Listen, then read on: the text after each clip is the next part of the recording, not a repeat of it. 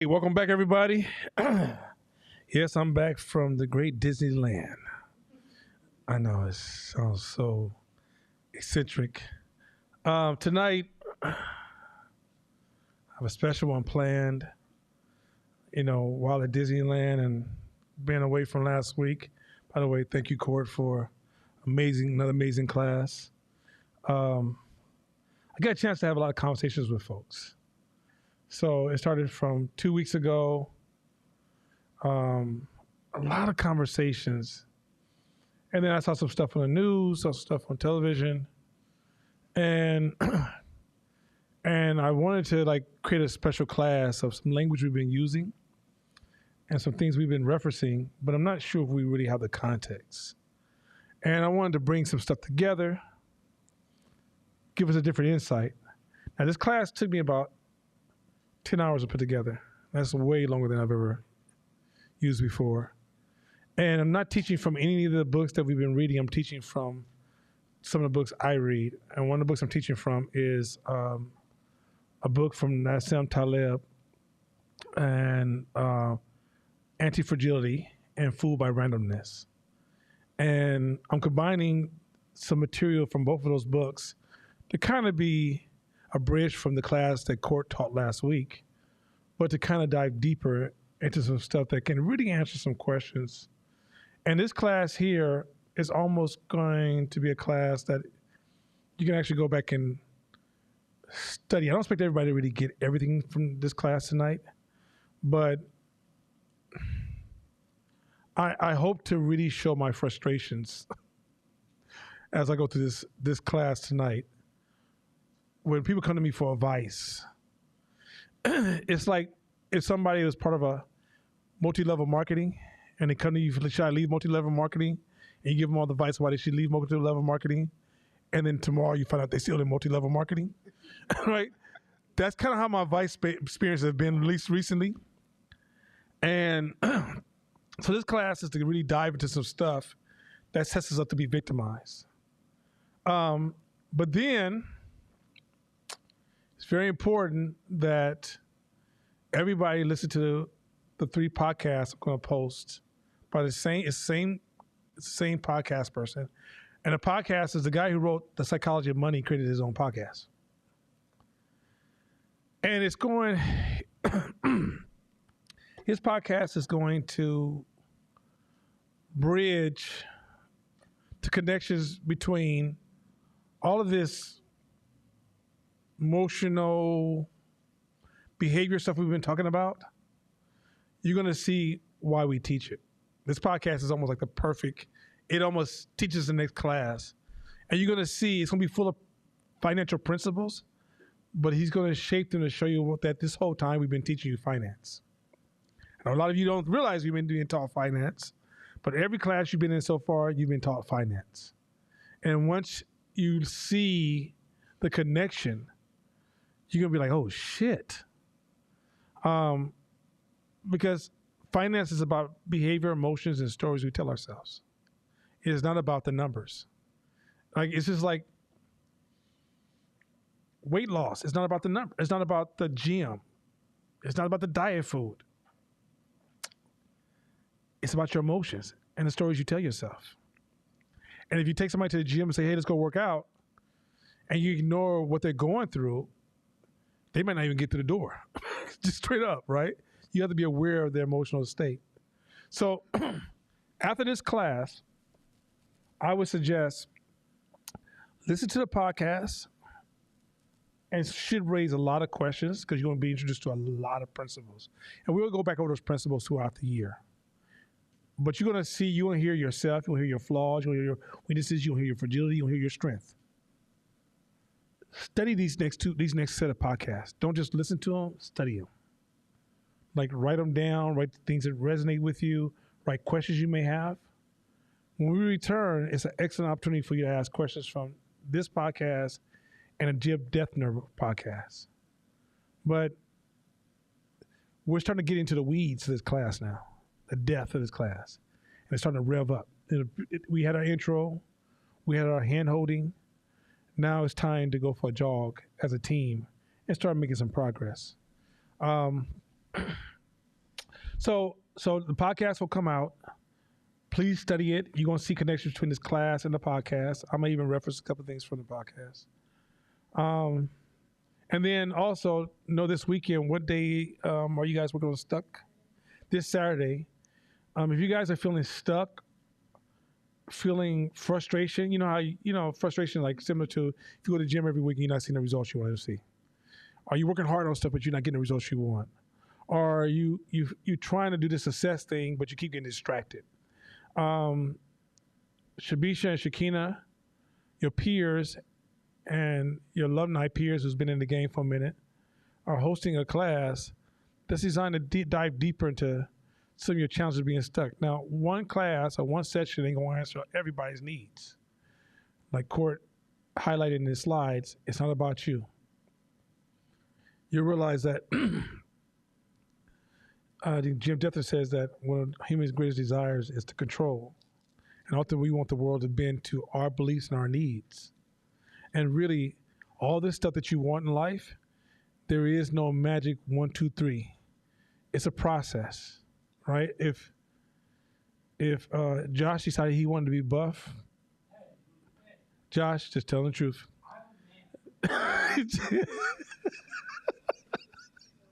But if Josh decided he wanted to be buff, it's a process.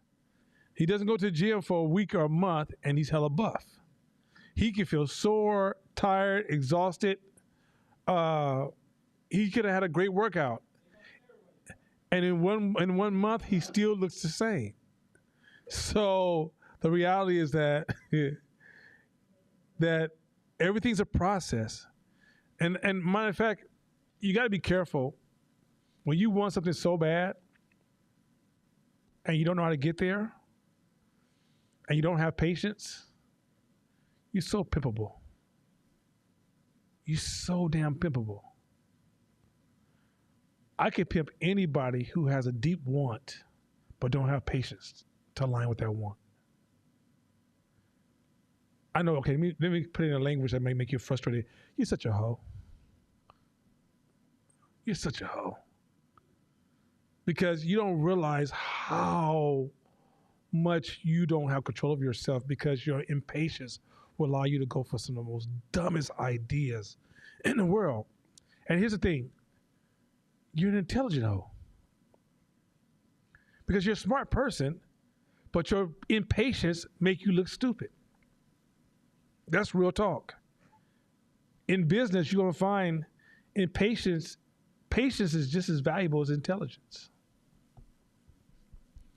Patience is just as invaluable as intelligence. And every time you try to cut that corner, you get prostituted. And you think, oh, not as harsh. What do you think MLMs are? Multi-level marketing is the coldest pimp game known to man. Ponzi schemes are the coldest pimp game known to man. So before I jump into this last thing, one last thing. You guys have been paying attention to the banks? Shit about to get real, y'all. If you use the business showing up at your door, stop assuming they're just going to show up at your door. Turn your sales game up. Turn your sales game up. Sell to the people that's currently your clients. Because as numbers, here's what happens when people lose faith in banking systems, what they do is they slow their spending. Just in case something happens. They slow their spending down, the trickle down of resources start to dry up a little bit. And if you're sitting there with this entitlement with your cup, like I'm used to water just falling out the sky, filling my cups, and all of a sudden no water's falling, you forgot how to like find water, or how to extract water, or how to how to be conservative with your water. right? So what I'm saying to you guys is that pay attention to the business climate around you, because right now the shit's real. And it's not real because America is going to collapse and the world's going to fall apart. But remember, the economy is driven by how people feel. And if people feel like we're in danger, whatever money you're used to making could dry up drastically. Some of you have made a lot of money during COVID or before COVID because we had low interest rates, money was free to borrow, we had a different economy, and things were good. But all of a sudden, once the economy shifts, you guys are still trying to run your business as if when you were in a time when the economy was good and time the economy is rough. And now it's time for you to become a solid business person, which we'll get into in a minute. Let's go to that first slide. Hang with me, y'all. This is going to be, woo. Like I have to slow down my damn self. Bint, B-I-N-T. Anybody ever heard that before, that organization? Bint was an organization, Bless, I forgot what it's called, Bless, I forgot the acronym stood for. But Bint was this organization started by this DJ that used to be with, I think, 106 Park, and his wife created an organization right before COVID. And the organization said, if you give us $1,400, first he said, black people, we're underserved. And ain't nobody coming for us. White folks got people coming for them, but ain't nobody coming for us. And because nobody's coming for us, we got to create opportunities for ourselves. So we're going to bless you with an opportunity where if you give us $1,400 and you get your friends to get $1,400, once you get some of our friends to give us $1,400, we're going to give you back $11,000 during COVID. And black folks, they end up accumulating, I think, up to either $35 or $65 million. That's a big gap. Like my brain just lost a number that fast. And I could look it up, but between 35, let's just say for the sake of being conservative, no, I think it was 65 million. They ended up extracting 65 million from poor black folks during COVID. If you know anything about business, if somebody tells you, give me money, and then eventually we'll give you more money, that's called Ponzi scheme. The feds finally came in and busted them. A lot of black folks lost their money because the way a Ponzi scheme works is that in order for the $11,000 to get paid out, because some people got the $11,000, the $1,400 keep coming in. And when the $1,400 stops coming in, all of a sudden you find a large portion of people get burned. That's what most multi-level marketing does. Multi-level marketing is a product-based Ponzi scheme. But why do we fall for that shit?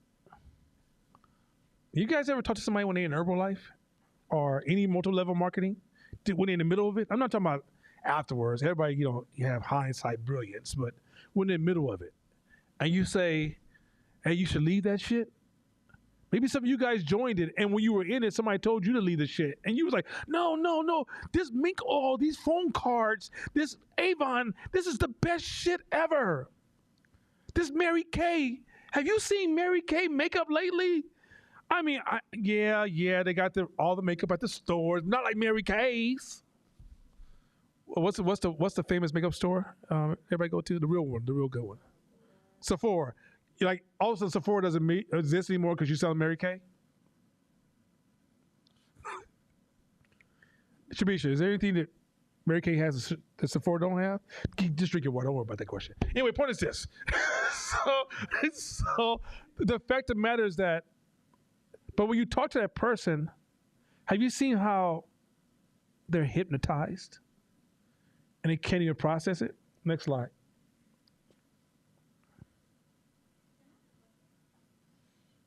Quickly, go ahead.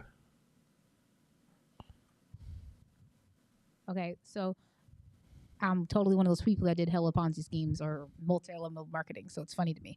But question is, if it's done ethically, are they necessarily bad? Because in my head, I'm thinking like, okay, if I decide that I want to franchise my gym and I want to open up several gyms and I want to create a sales funnel layer and I want to get people to recruit for me, isn't it essentially the same thing if it's a good foundation? No, because you have a way of generating money. So that means that when you generate money from customers, allow everybody to have an opportunity. A Ponzi scheme it's not about the product. We don't care if no one ever even uses the product. Mm-hmm. We don't care if the product, matter of fact, the product is priced really not to sell in the real world, Okay. right? Ponzi scheme is, okay, if you give me $100 and everybody in this room give me $100, I give, after we get to 10 people, after we get to 20 people, I give somebody $1,000 who started it. And then the next person up gets $1,000, next time I get the next 20, right? The problem is that I'm not making any money from anything. That's the unethical part of it. Got you. Absolutely unethical. It's the worst. It's, matter of fact, there was a really guy, the Ponzi scheme came from Ponzi, who ran the scheme first in America, and he cleaned up like hell. Bernie Madoff is a Ponzi scheme. There's a lot of Ponzi schemes out there where people say, if you give me this money, I'm going to find money for you, but there's no, so money doesn't work like that. So, but they're playing on, we'll get to in a minute. So, diamond industry. Brother Max hits me up. Nana, go to Showtime. Check out the Diamond documentary. It's a modern day rendition. This documentary is an updated rendition from what I saw when I was, I think the first time I saw a Diamond documentary was 19 years of age. And the whole documentary highlighted that diamonds are not valuable. When diamonds first started, they were found in rivers. And so people would mine rivers and go, oh God, we found this rare stone. But then they realized if you just dig in the earth, they're just as common as coal. But the only reason the diamond industry survives, when they asked the guy, they said, well, and then nowadays, you can make a diamond that a human being cannot tell if you made it or if it came from the ground. Visually, if you put them in the same room, you have to have the most expensive equipment in the world, but the average human being, even with a little glass, you can't tell the difference. And so they asked the guy who was the major importer for the United States, because the diamond industry has been under, they have been indicted on treason, but they've never been able to touch the family of these individual men who created this industry. Rock, what's the name? What's the name of what's it? I forget the name. What's the name again? I think that name always slips me. Not De Beard is the company, but the family name. The family name. But De Beard is the company. And the name slips me because I keep wanting to do Rothschild, and it's like not Rothschild. Rockenheimers. I can't say. It's a Jewish name. Anyway. You said what? Okay. Josh is Jewish. He's telling Jewish jokes. You guys I can't repeat them because then you'll say I'm anti-Semitic, so I'm not doing that. So those are Josh, Jewish person talking about Jewish jokes. That's on him. Anyway, so point is this. So, but the family, pretty much all the men who started the diamond industry are passed on. So they spoke to one of the current leaders of the beer company, and they spoke to the main importer in New York for diamonds from the beer company. When they asked him, how are you capable of still selling diamonds in America? His response was, no, why are diamonds still expensive? He said, wait. Watch this, hear me. He said, imagine that woman who's marrying that man, and she wants to know how much he loves her. Are you willing to tell her that her ring is worthless? What is love? What's the value of love?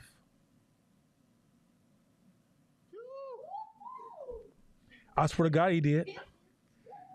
He pretty much said that the whole, Rothschild, right, Rothschild. The whole industry is built on stories. When me and Shakira got married, I was like, babe, I don't do diamonds. She's like, me neither. My ring cost $27. What's that black metal? What's it called, that black metal? It's hard to break it. Never turns, it always stays black. What's it called? I forgot the name of my ring. Whatever, I bought the ring. I tell you how much I don't care. I just know it always stays black. You can't scratch it. You can't break it. Not vibrate. This cat said vibrator. Folks at home, this brother just said vibranium. We got to run the joke back. I didn't have a mic This on. cat said vibranium. No. I said vibranium. No, it starts with, I can't think of the name. And Shakira ring cost $1,200 because we're not buying diamonds because we knew they had no value. We knew they had no value. We knew it was just a story, and the story was worthless to us. But a lot of people, one second. This has been going on for years. One second. Okay. The story, the diamond is defined by a story, but not by an actual stone. Even the stones they use for cutting now, they make them. They're not using diamonds like they did in World War, I think one or two. No, World War II. Black diamond was used to make a lot of machinery to fight in the war. They make those diamonds now.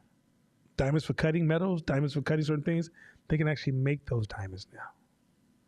So diamonds don't have much value whatsoever. But as long as you tell yourself the story, some of the diamonds are worth crazy cash. Next slide. So let's get to the next point. The power of stories. So in marketing, one of the most powerful ways to control human beings, stories. You ever been to an office meeting and people are sitting around debating something and somebody tells a story and almost everybody kind of let their point go and kind of goes with the story? One of the reasons the Bible was written the way it was, before 400 years ago, human beings realized the way you shape human behavior is through stories. The founding fathers is a story that shapes the morality, the values, and the purpose of this country. It doesn't have to be true. That's why what fairy tale is actually true. Nobody sits around and be like, you know what? Where's Hickory Dickory Dock? Right? But we knew we gave those stories to our children to create a moral story or a value story or a direction story or shaping reality. Stories are so powerful. Almost all your beliefs are stories. Most of your memory, quiet as it's kept, is just a story. Because your memory is never accurate. Every time you tell something that happened to you in the past, you change the story. Matter of fact, to be quite honest, some things have never happened, and one day you lied about a story, and now your brain thinks it's real. Because you lied so long about it, your brain has now converted that lie into a real story that feels like facts to you. Somebody could have told you something, and all of a sudden your brain goes, yeah, that's real. And because they told you through a story, it's hard for you to dispute it. One of the most powerful tools in changing and nudging human behavior is stories. Movies are powerful. Commercials tell you quick snippet stories. They imply a story. Every belief you have is linked to a story. The powerful thing about stories is they ain't always true. Holidays, stories. I never miss Christmas. Story. Christmas is just a story. NBA, NFL, story. College, story. Google, story. Oakland, Chicago, New York, just a story. If you don't believe in a story, it doesn't exist anymore. And somebody says, hey, this is my house. Don't step on my grass. Story. What do you mean? It's my grass, right? Yeah, but how is it your grass? In order for it to work, everybody has to accept that story. When the banks fail, when SVP almost collapsed, the government didn't come and save it. If Americans stop believing in a bank system, it can damage the whole story and tear up the economy because the economy is nothing but a story. If that story ever gets compromised, a lot of things that we believe, your family is held together because of a story. Who says, I marry you and I need to stay with you? Who says, I need to take care of these kids? The way we keep those things together is through stories. If the story gets fractured by some kind of way, those infrastructures can be disrupted.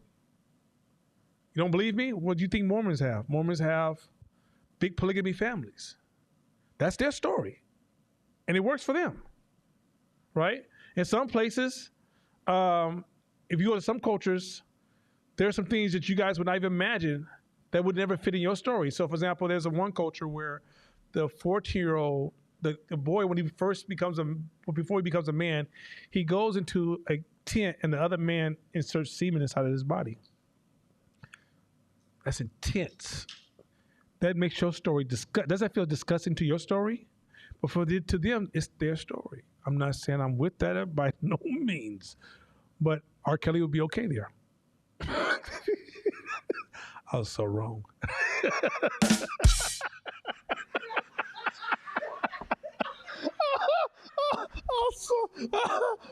so wrong. That's so wrong. Oh god, that's so wrong. That last part was wrong. Okay, I want to admit that. I want to admit that. So many of your choices that you're making every day, business. Do you realize your financial condition is the way it is because of a story, not because of math? The jobs you guys have, where you are in your career, is controlled by stories. Now, next slide. But stories have limitations. Stories often put you in a position where you're either this or that. My mother told me I was never this, so I've always been this. I came up poor, so I do this. I was raised in Oakland, so this is what I stand for. You know, when I grew up, my father liked the Warriors, so I like the Warriors. Stories also create binary thinking. A lot of times when you think about a story, you don't see the other options and possibilities. You're so locked into either or, and quite often to take the opposite, to take anything besides those two choices, it doesn't feel right. You feel so committed to the point that, this kind of ties into what Court was talking about last week. You can't empty your cup because you're stuck in a story. If I let this go, who will I be now? Who am I? If I let this story go, who am I? Now you asking me to give up my whole substance. You want me to be nobody. You're just trying to change who I am. So when he says, empty the cup, you can't empty the cup because the story's too motherfucking strong. Some of y'all might be like, no, I don't know what you're talking about. Jim said quite often, one of the greatest ways, one of the number one reasons men kill other men, they feel disrespected. Their identity comes under attack. Their identity is tied to a story. Meaning that men kill other men when they feel that their story is disrespected.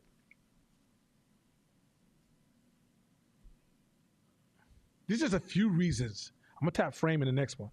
Go to the next slide. Now, here's a superpower. Framing. Most of your stories have a framing problem. Now, what is framing? Framing is, if you jump from here to here, it's 95% chance you're going to make it. You say, shit, let's do it. 25% chance, but 95% you won't make it. 5% chance you won't make it. You might die, but 95% chance you won't make it. Okay, I'll try it. But if I say the same, if I turn around and say, if you jump from here to here, it's a 5% chance you could die. Oh, shit. It's the same scenario, but once you change the framing, I change the meaning. A lot of the stories we have in our head are victimized by our framing. I was talking to our nanny the other day, and I said, what's interesting to me? How when you go to the gym, and you actually go to engage in pain. You know that, just Shabisha? You go to the gym to experience pain. And you know how you know you have a good workout? Is when you walk out the gym and you're a little sore. And because you're sore, you're happy. Man, Woo! That was a good workout. I'm hella sore. My muscles sore. Oh, shit. But let's say you worked in the warehouse all day long. And you got off work and you was hella sore. I got to find me another job. No difference. The difference is you framed it differently. I would argue that a lot of our young people right now are suffering from mental health because social justice has fucked up their framing. This shouldn't happen. This is fucked up. I'll give it to you a second, Shabisha. It shouldn't be like this. You're a victim. No, this is the way the world's always fucking been. Participate. Yeah, I want you to participate in evolution, making things better. But you're framing it as bad because you watch TV and you see these perfect scenarios, perfect sitcoms, perfect scene changes, and you don't realize this is called the world you were born in. Life wasn't always supposed to be sunny. There's rainy days. There's snow. There's wind like we had last motherfucking night.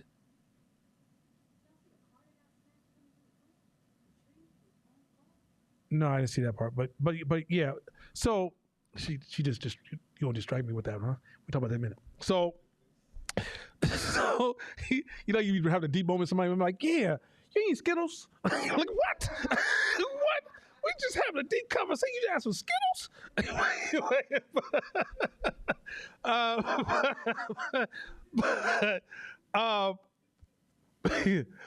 Random, right? But a lot of our life problems is not because we're depressed or we're going through anxiety. We're having framing problems. We're framing our stories as anti-us, should not be there, it's wrong, when you could take the same damn story and reframe it. Reframe it and actually turn it into a challenge. So the other day, I was talking to Shabisha earlier today, and there used to be a time that if you created friction from me, when I was growing up younger, I'm old enough to say that kind of shit now. When I was young, you understand me? If somebody threw something at me and I felt a challenge, I framed it as a challenge. And I then would make a decision, do I want to take that challenge on or not? Challenge has been framed into an attack. How dare you attack me and tell me I'm wrong? It's the same damn thing. How do you frame it? The power of controlling the stories that can be the negative impact upon your life. There's three things. One, find out they're not true. Sometimes you can look at a story that you tell yourself, go, oh, that's not true. That gives you power. Another one sometimes is evolve the story. Yeah, but then what happened next? What happened next? Okay, maybe it wasn't a bad thing. And the other superpower that most people don't use is, my mother wasn't there for me. Reframe it. My mother couldn't be there for me. She wanted to be, but she couldn't be. I was poor coming up. Reframe. Hey, my family made do with what they had because we just one generation off slavery. We were fighting our ass off, and my mother couldn't give me everything I wanted, but she got me here. Reframing doesn't mean you have to, because first of all, your memories are not necessarily accurate. So stop over, you turn your memories into a religion. You can't even touch them. Oh, you don't know about my past. Oh, you don't know what I went through. Your past is being reinvented every time you talk about it. And if you're 30 plus years of age, your past is a motherfucker. It probably ain't nowhere near what the fuck you talking about. Like all of a sudden, when you were 6 years of age, you was a trained reporter in the art of analyzing all the variables and possibilities. You interviewed every person that had to do with your trauma, and we're not talking about molestation. That's a whole different conversation. Because there's real trauma out there. So I don't want to devalue some of your trauma. I'm talking about the other forms of trauma. And we're not talking about rape and molestation is what it is. But once you implement the power of framing, you'll realize, the reason my mother, like for example, let's say you believe in not spanking, like Nana here. And you go, well, the reason I'm this way because I got my ass whooped. Well, your great grandmother got her ass whooped by her slave master, who thought the way you control somebody is whooping, and then taught it through love to your grandmother. Your grandmother taught it love to your mother, and you're the first one to wake up after all the years of trauma your people been through. You don't shit on your great grandmother for that. They didn't know what they don't know. Just like you gonna fuck up when your children because you don't know what you don't know. But once you realize you can reframe it, you can get your power back. But many of you guys are victims because you're sticking with a frame. It's not the story that's necessary, all the weaknesses in what you're dealing with. It's the framing of the story. Did that happen? Maybe. How you framed it is two different things. Go ahead, Shabisha. I want to go. Can y'all hear me? Yeah, you might want to turn up a little bit. Turn up her mic a little bit. The example around working out at the gym and working in a warehouse and feeling pain from that. What I took, what comes up for me is like, well, the context is different. And so my question for you is, help me fill in the blanks, because you said those are the same thing, and in my mind, I'm like, context is different. So what's the gap? What didn't I understand? Let's start there. Why is context different? Because one is how you earn money, and you can do other. Story. You can get skills to do another job that isn't physical labor. Versus working out, I don't really know of a workout method where you can avoid discomfort. Not if you want to build muscle and build strength. It's just the process of the... If you do any physical labor, is there any way to avoid discomfort? If that's your thing. No. Contractor, right? So if you reframe that story and going, okay, you know, I'm not going to the gym today, but I'm just going to work out by going to work. Like, remember that famous story about the women who were maids, and they were gaining all their weight, and once they reframed what they were doing, they started to put their workout in their work they were doing, and all of a sudden it was equivalent to going to the gym because they lost the same amount of weight, right? It's framing. I see what you're saying. Framing. Okay. It's all framing. So it's like when I wash my car, I don't have to wash my goddamn car. I ain't no reason for me to wash no goddamn car, right? But when I wash my car, it's my exercise and my meditation time to be like zone out. I'm washing my car, but I'm not like, oh, I gotta look at the paint just perfect. Like, I'm not deeply focused. I'm not in my subconscious. My subconscious is set free while my heuristic brain is like, okay, grab this, do this, da, da, da, da, da. But my subconscious brain is like, I'm gonna leave for a minute. I'm gonna step back for a minute. I'm gonna process for a minute. I'm gonna go through introspection for a minute. I'm gonna sit with yourself for a minute. Like, how are you doing now? All these checking things are happening, right?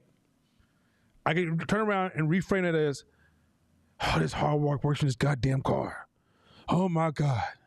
And then I miss out on the opportunity for the meditation space, right? So I'm reframing things in my life all the time. You know, like, remember when Zizi was born, Shakira was like, oh, this parent is so fucking rough. I said, don't waste my time with those words. She said, what do you mean? I said, you chose this. Fix the framing. Like, something was rough in your life. Frame child rearing. So when you have those rough times, frame it as, yo, this is what you got put in for what you want. As opposed to, oh, I gotta do this shit. It's just a framing issue. The same situation. You can make it rough. Okay, if you're gonna have to wipe this child ass, you want to wipe this child ass. You framing it is how you feel about it. And if you keep framing it negative, it's gonna work against you. If you frame it as, I get a chance to be here for my daughter in a bond with my child in a way, and every form of bonding won't be sweet. I'm over here doing gymnastics because I got so much resistance around this here. You don't even understand it. I'm like, no. No, you will. Yeah, no. You will, because the beautiful thing is when a child is born, a lot of your, like, everybody knows me, I don't like to share my food with anybody. Anybody know me, I got 50 years of being perfect. Like, perfect. Outside my great-grandmother, that's the only person I ever shared food. I've never eaten after anybody besides my great-grandmother. And like, you bite something, go hear something, you got me fucked up. Never 50 years of perfection. ZZ destroyed that within a year. And there's a part of your brain, because the love overwhelms you, and it's a different kind of love for your child. You start to bend in ways you're like, what the fuck is happening? I'm mutating, right? But when you're framing it from afar, of course you're gonna feel like that. When I didn't have my child in the house, I could have told you what I wasn't gonna do. All that shit's been destroyed, right? And so I'm just saying, like, when you're walking through this life and you realize that if you like beautiful things, you're gonna realize that you live in a world that also has a balance of ugly things. If you like sweet smelling things, part of life stinks. If you like smooth touching things, some things are gonna cut you. If you like life, then many people are gonna die. I mean, this one guy said, we frame, where do we go when we die? No one ever frames, where did we come from before we lived? Framing is a powerful fucking tool. And most of y'all can't change your stories because you stuck on not only the story, but the frame of the stories. It's cool shit, ain't it? I'm gonna fuck y'all up tonight. This one of the nights where I'm promise you, I'm gonna have y'all y'all gonna be up late tonight, talk to your significant other or maybe your side chick or who else you gonna be talking to. Y'all be up pretty late. Hey girl, well, my baby mama sleep. Listen, this shit got me fucked up. I just play it. I just play it. That's my uncle in me. Anyway, see story. See how I did that for how I clean it up with a story? That's clean. Next slide. Well, I have different notes because I have to cover so much tonight. I had to write notes for what I want to talk about. One thing on framing. Go back on the framing one time. Go back on framing. I would argue. So framing, how we see the world, is controlled by framing. I would argue that most of the mental health our youth are experiencing right now is because we're having a framing problem. The world has always been the world. But we don't see how media, this new thing called internet that we didn't have when a lot of us was growing up, like at this robust level. Education with this, everybody's a victim, and these things should not happen, is reframing friction and challenges to our children, making them fragile. Framing domesticates stories. This is again. So let's say you have all these stories in your head. The way you domesticate your stories and because you're not gonna get rid of stories. If you can't get rid of something, you have to domesticate it. And the way you domesticate your stories is you got to use the power of framing. Now, next slide. So optionality is also the master solution to the victimization of storytelling. I'm gonna get to my mentor in a minute, but I'll get to my mentor in a minute. I should tell my story about my mentor. So I had this mentor who taught me the most business I ever learned was from him. I got fired from this one job. I'm not sure if I fired or quit or whatever, or got laid off. I can't remember. And I decided I was going to spend 2 years going on construction sites because he was building houses all through Oakland. And I would sit with him. And I've never seen anybody so agile and untouchable as he was. Whenever a problem came at him, you couldn't trap him. I remember the city of Oakland. He had a house he was building in West Oakland. And he had learned this trick from Jewish developers, which Jewish developers, he said, would there would be old wood, and they would put fresh wood next to it, stabilize the old wood, and in some cases remove the old wood, but they would, instead of tearing down the infrastructure, they would take the infrastructure and kind of rebuild within it, and then eventually rebuild a new structure, right? But it was against code at the time. But he knew, because of it, this dude was like, he studied his ass off. It was legitimate. So the house was leaning, and the city would have wanted him to just take the house down. So what he did is he took something inside the house and started to jack the house so the house would lean, and then was going to stabilize the house with new wood, and then redesign it, and then get it to a point where it would pass code. But the way he was going about it was inappropriate. And he put this fence around the house. So the city came out, And he jumped the fence and looked at the window and saw that he was breaking the code. And they sent him a letter like, stop development. And this dude, because he's an optionality master, he's like, nah, I don't stop development. And they said, well, he said, I can do it for this reason because I have this deadline. They said, well, no, this reason. And he got around that reason. Well, this reason. Got around that. Eventually, they shut him down. So I say, hey, man, they just shut you down. He says, don't mean anything. I just made hella money. I said, what? He was the first person in the city of Oakland that won $300 million 15 years ago, suing the city without a lawyer by himself. The IRS came and froze his account. We're driving on our way to Clear Lake because we're going to look at some property in Clear Lake. He's like, IRS just froze all my money. I said, shit, you worry? He goes, nah. I said, well, he goes, they'll let that shit go within 3 to 4 days. What? This cat always had hella options. You couldn't nail him down. He was an optionality master. Let me tell you the opposite side of that story. When I meet storytellers, it just takes one blow, they down. One nail, they frozen. They're so emotionally fucked up. Oh, he said this. Oh my God. Like they literally don't know how to move. Like when people come to me for like, Nana, can I talk to you about the problems I'm having in my business? What they don't really, one of the number one tools I use when I talk to people about their business, all I'm using is optionality. I'm not stuck in the story of either or. I look at all the variables because your story means shit to me. And I know to look for more variables as I move forward. He's not, my mentor also, he's not overcommitted to any belief. He's not loyal to any belief. If the belief doesn't work for him, he switch it. Because that's called optionality. When you commit to a belief, you're locked into stories. If you say to him, hey, on Christmas, if Christmas doesn't work for him, he just switches it.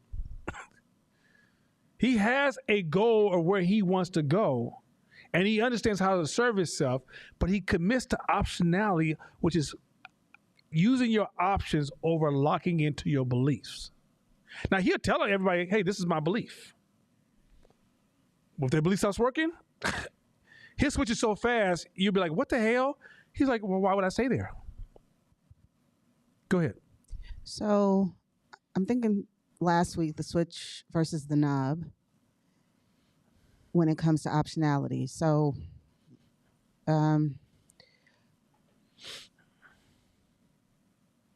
how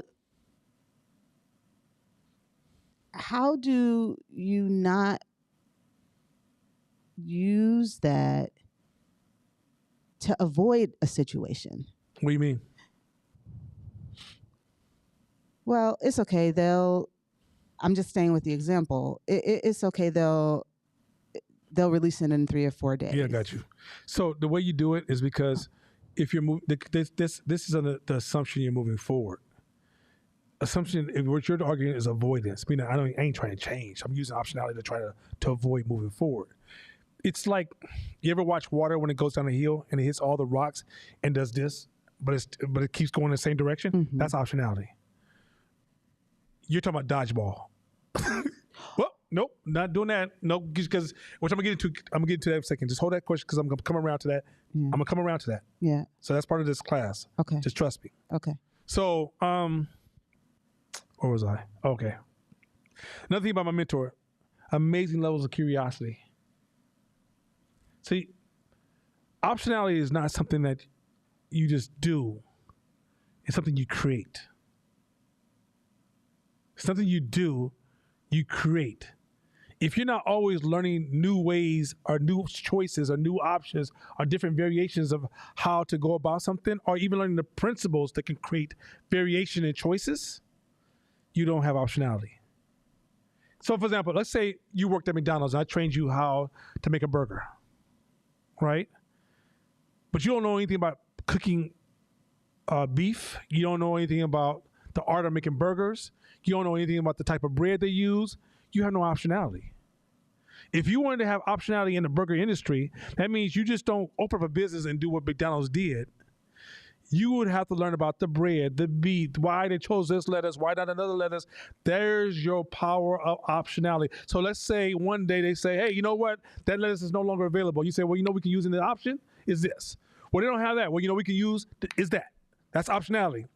But if you're into storytelling, or you haven't made the investment into it, you don't have that. So he's always researching things. When you ever meet my mentor, he's always researching. Matter of fact, sometimes he had to spend the weekend in the books. Mind you, he was a major contractor. He used to buy all the old houses in Oakland, fix them up, built up millions of dollars.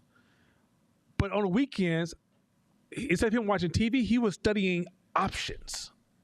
So when he ran across situations, he had choices. If he said, okay, I'm going to put a sprinkler system in, he looked at all the different ways sprinkler systems could be put in. So if he ran across problems, he didn't stop production and be like, we got to call a service person because we stuck. Even if he couldn't do it himself, he knew who to call to get what done, or he may even built a relationship with the right people. So saying, hey, I'm going to put you on ice, but I might need you this weekend. Can you just leave me a slot open? I'll pay you a couple of dollars, just give me some space, give me that. Give me first priority, but I might need you for this because I got this project coming up. Because he realized when I build this project, I have to build optionality. Last, he never cared about being wrong. My mentor never cared about being wrong. He only cared about what works. If he felt he was right today, and tomorrow you said, I got a better option, he would dump the last option so damn fast and make you feel like he never even believed the old option. He was committed to moving forward, not holding on to the belief, the story. Some of you guys will never move forward because you can't get from underneath the cloud of your own story. Even though you think you're changing, all you're doing is moving from space to space within the cloud. And you think you're being progressive because you're busy every day, but if you really step back, you're stuck.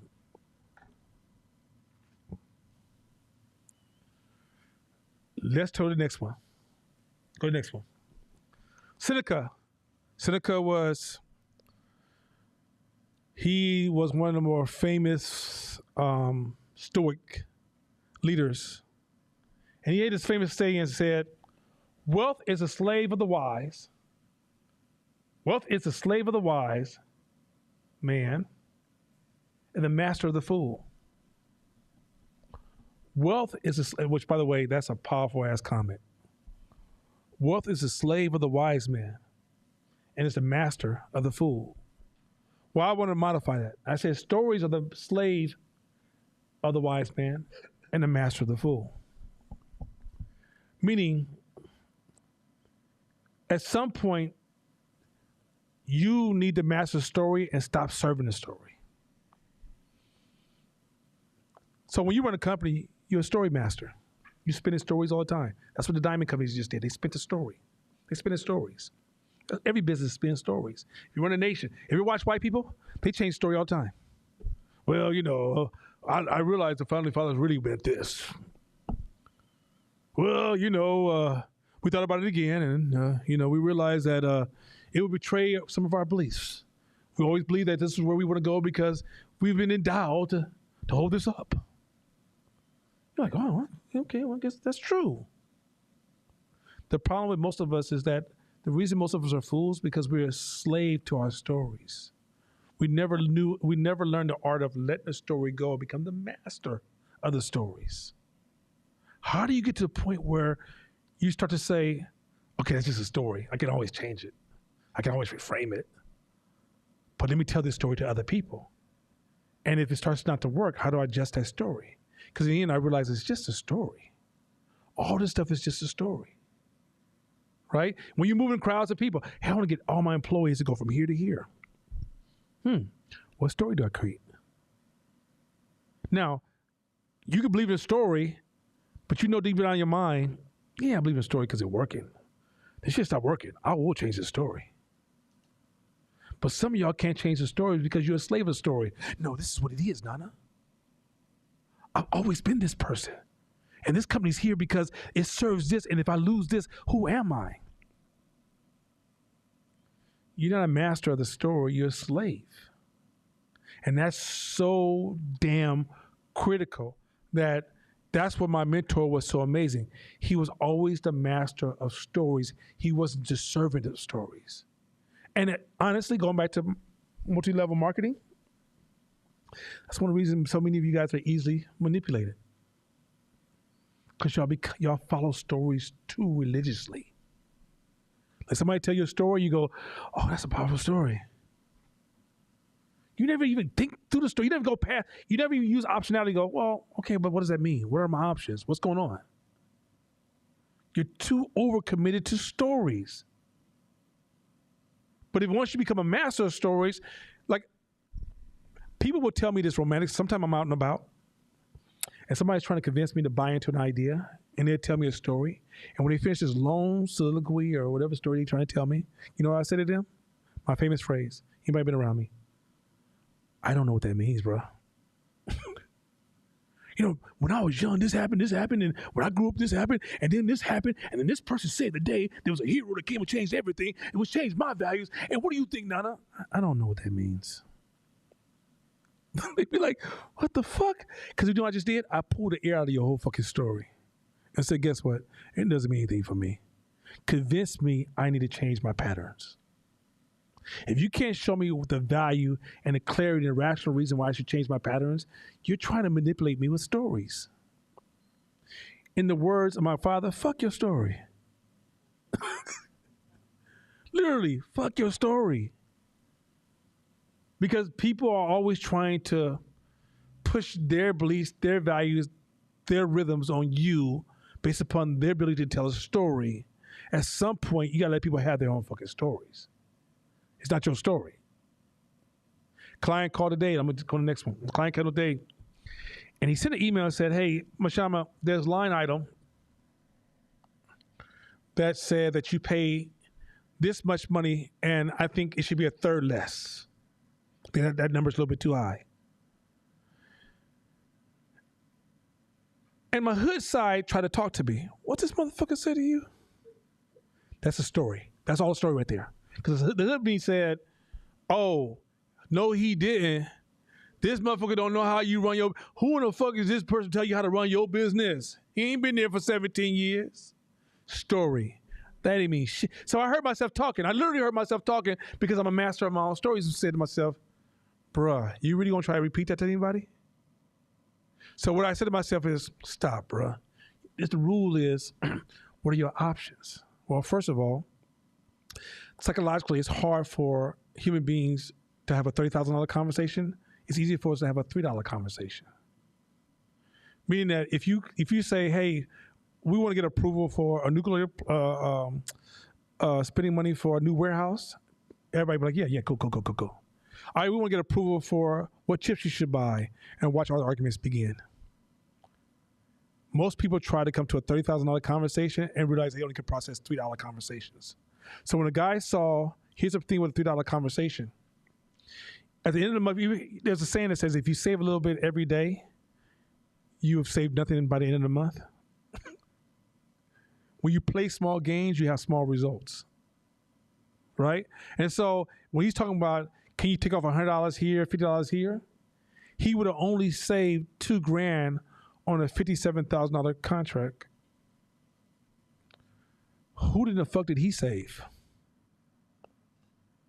And you would create friction. So what I told them is, I understand his psychological state. Don't attack the person.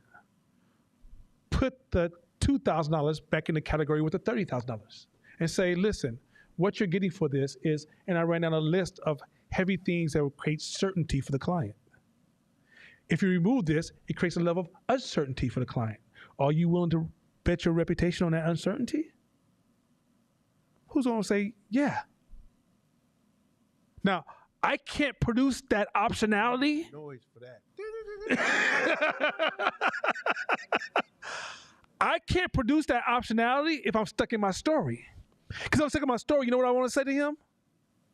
You don't know what it takes. You can't tell me how to run my business. That's a story response. Optionality says, what options do I have in a situation?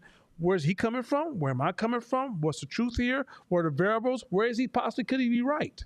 What did we do wrong in that space, and what can we and where did we go wrong in our branding? That's optionality. Stories? Oh, the answer's real quick. Fuck you, punk.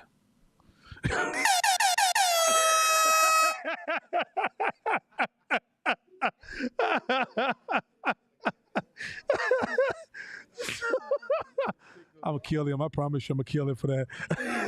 So that's the power of what Seneca said. So the thing is that many of us are servants of stories. That's why many of us are mad about racism. A lot of racism is stories. You know, none of you should vote because there's people who died. Martin Luther King stood for this, and when black people marched on Selma, and you gonna tell me you ain't gonna vote for the goddamn president? Yeah, that's right. But no, don't you believe in voting? I do. Why are you not voting for the president? Because it's relevant to where I'm looking at and what I'm focusing on. What about the black vote? Oh, what is that? How can you prove that?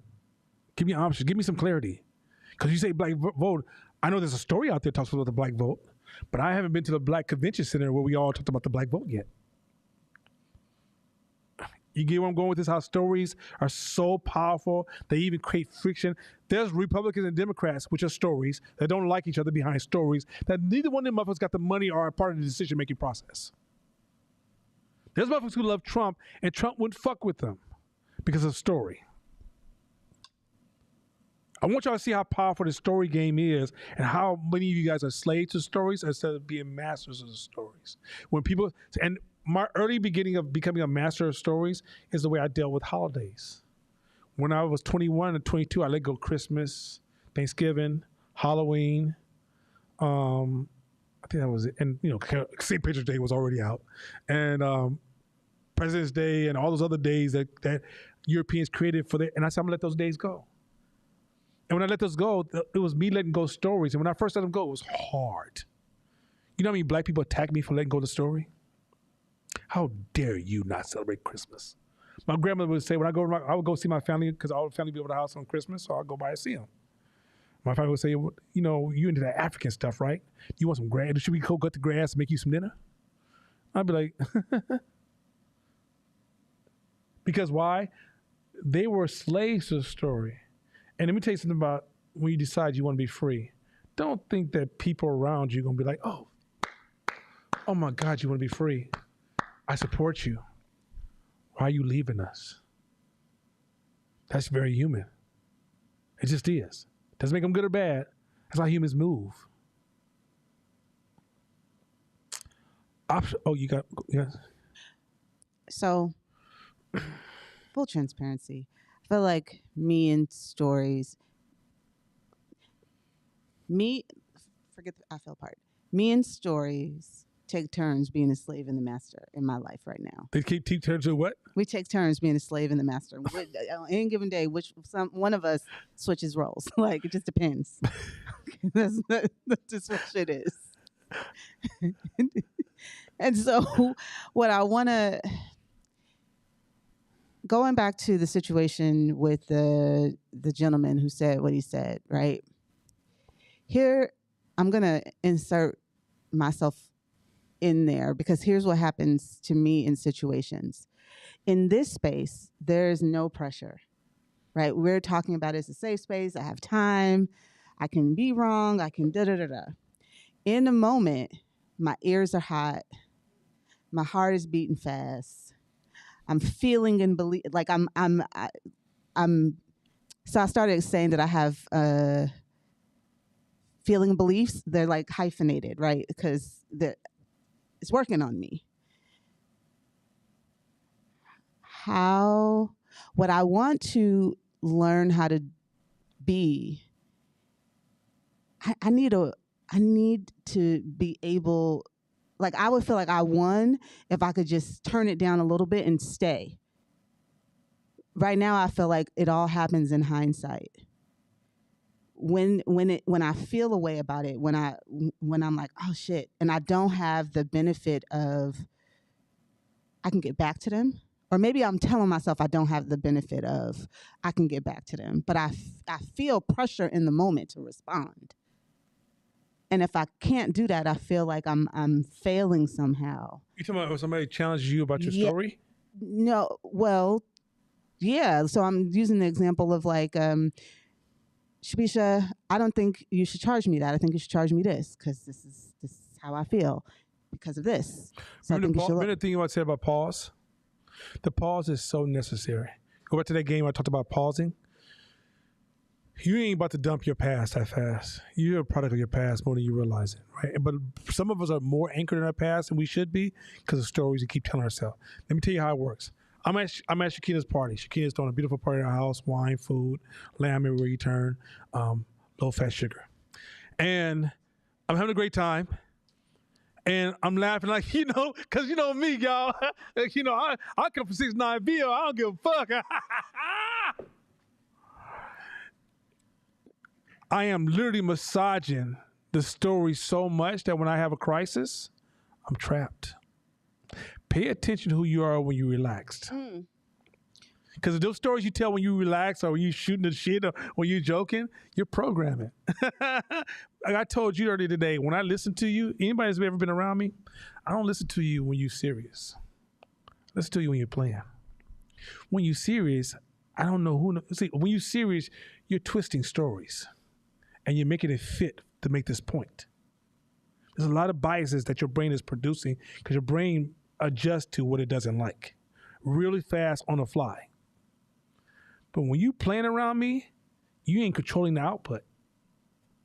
You just talking shit, shooting shit. We drinking coffee or, you sipping a little bit of wine and you eating food, you have a good time. You're like, yeah, man, I was at this girl's house. Man, tell you what I had to do, man. So she went to the bathroom, man. I was like, man, she got that little extra change sitting there. I just took me a couple dollars. I don't trust you ever again. You can tell me all this stuff like, no, I'm a very trustworthy person. I've never lied to anybody. Bruh. So when you tell me your story about who you see yourself as when you're celebrating yourself, I also see the side of you that's being victimized. When you talking to me and judging, like, you see what Shamara said? See, Shamara ain't shit, because I could be paying attention. She don't sing with nobody else besides you, but I see how she treat me. That's how you talk to yourself. You tell me so much about yourself. So when you come to me and finally say, Nana, can I talk to you? I ain't heard shit you just said. I just know who I'm looking at. And I'm about to cut through all your bullshit if you want to. Now, if you want to stay in the bullshit, if you're mentally fragile, I may just talk that shit with you. No. Bunnies are really important. No, they should be pink. I agree with you. I don't know what's wrong with this world. They should paint all these bunnies pink. Yeah, anyway, go and keep your head up and, always carry your spray can. Mm-hmm. So you're saying in that situation, my relationship game is kind of whack because I don't know who I'm talking to. So I don't have the ability to kind of deal with what they might be, what could be happening. Like, I'm being real. I'm chilling with my girl right here. I told you how much I like her.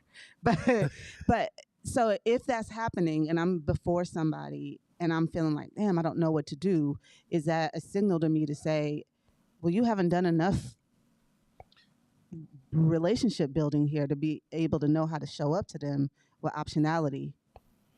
Is that what you're saying? No, what I'm saying is that when you tell me something, when you come to me for advice, you're fragile. So you're not going to be free. You're going to change the story to make yourself feel better. Right? You're trying to heal as you talk to me. I'm taking everything with a grain of salt. I'm looking for patterns, but I'm not looking at it like everything she said when she was crying was real. I want to watch what you say when you're laughing and talking. And I'm in always observation mode without all the fucking work. So you might be laughing, joking around me, and I might be laughing, joking with you. But believe me, Mr. Analysis said, oh, okay. Okay, that's it. Okay, that's a motivator. Okay, that's an incentive for you. Okay, that's the story you tell yourself. Okay. Then you're gonna be like, Nana, I've been working on this business idea. Why isn't it working? You want to hear it, or you want to tell you what you already kind of wanted me to say, or you want to tell me what you've been telling me every other day? Also, get a microphone. Also, too, is when you were saying, when he says about a price and I'm burning inside, right? That burn is a conflict in stories, your story. So whatever story you have is what's creating the burn. That's what's creating the burn. So he had talked about earlier that more men kill each other over disrespect, right? But the rest of the billions, they kill them inside or in their mind over disrespect. So if you don't pause and you don't have, if you're stuck on the story that he disrespected me, then that's the story and that creates the burn versus maybe he just being a shrewd negotiator. Maybe he's just trying to anchor me. Maybe he's just doing his job. Maybe, and once you start adding other stories to the equation, then you ain't even mad at cuz. You're just like, oh, this is going to be a fun negotiation game. That's why to a black person, if I was a white person, all you need to do is say something racist, you guys collapse. Or I just say something that you're not good enough. And if you're a black woman, your whole time you're like, I'm trying to finish the words, I just can't because just don't, I ain't good enough. Right? Because the story you're stuck with, as opposed to, oh, that's the tactic you're going to use? Because you can't possibly know if I'm not good enough. That's not impossible. And how the fuck did I make him the god of my life? Damn, I'm like, some white men must feel like the master pimps. Sweet daddy said, you ain't no good. I'm going to march tomorrow. I'm going to go online and cancel you. I'm going to show videos if I can. Daddy, just tell me I'm good. Anyway,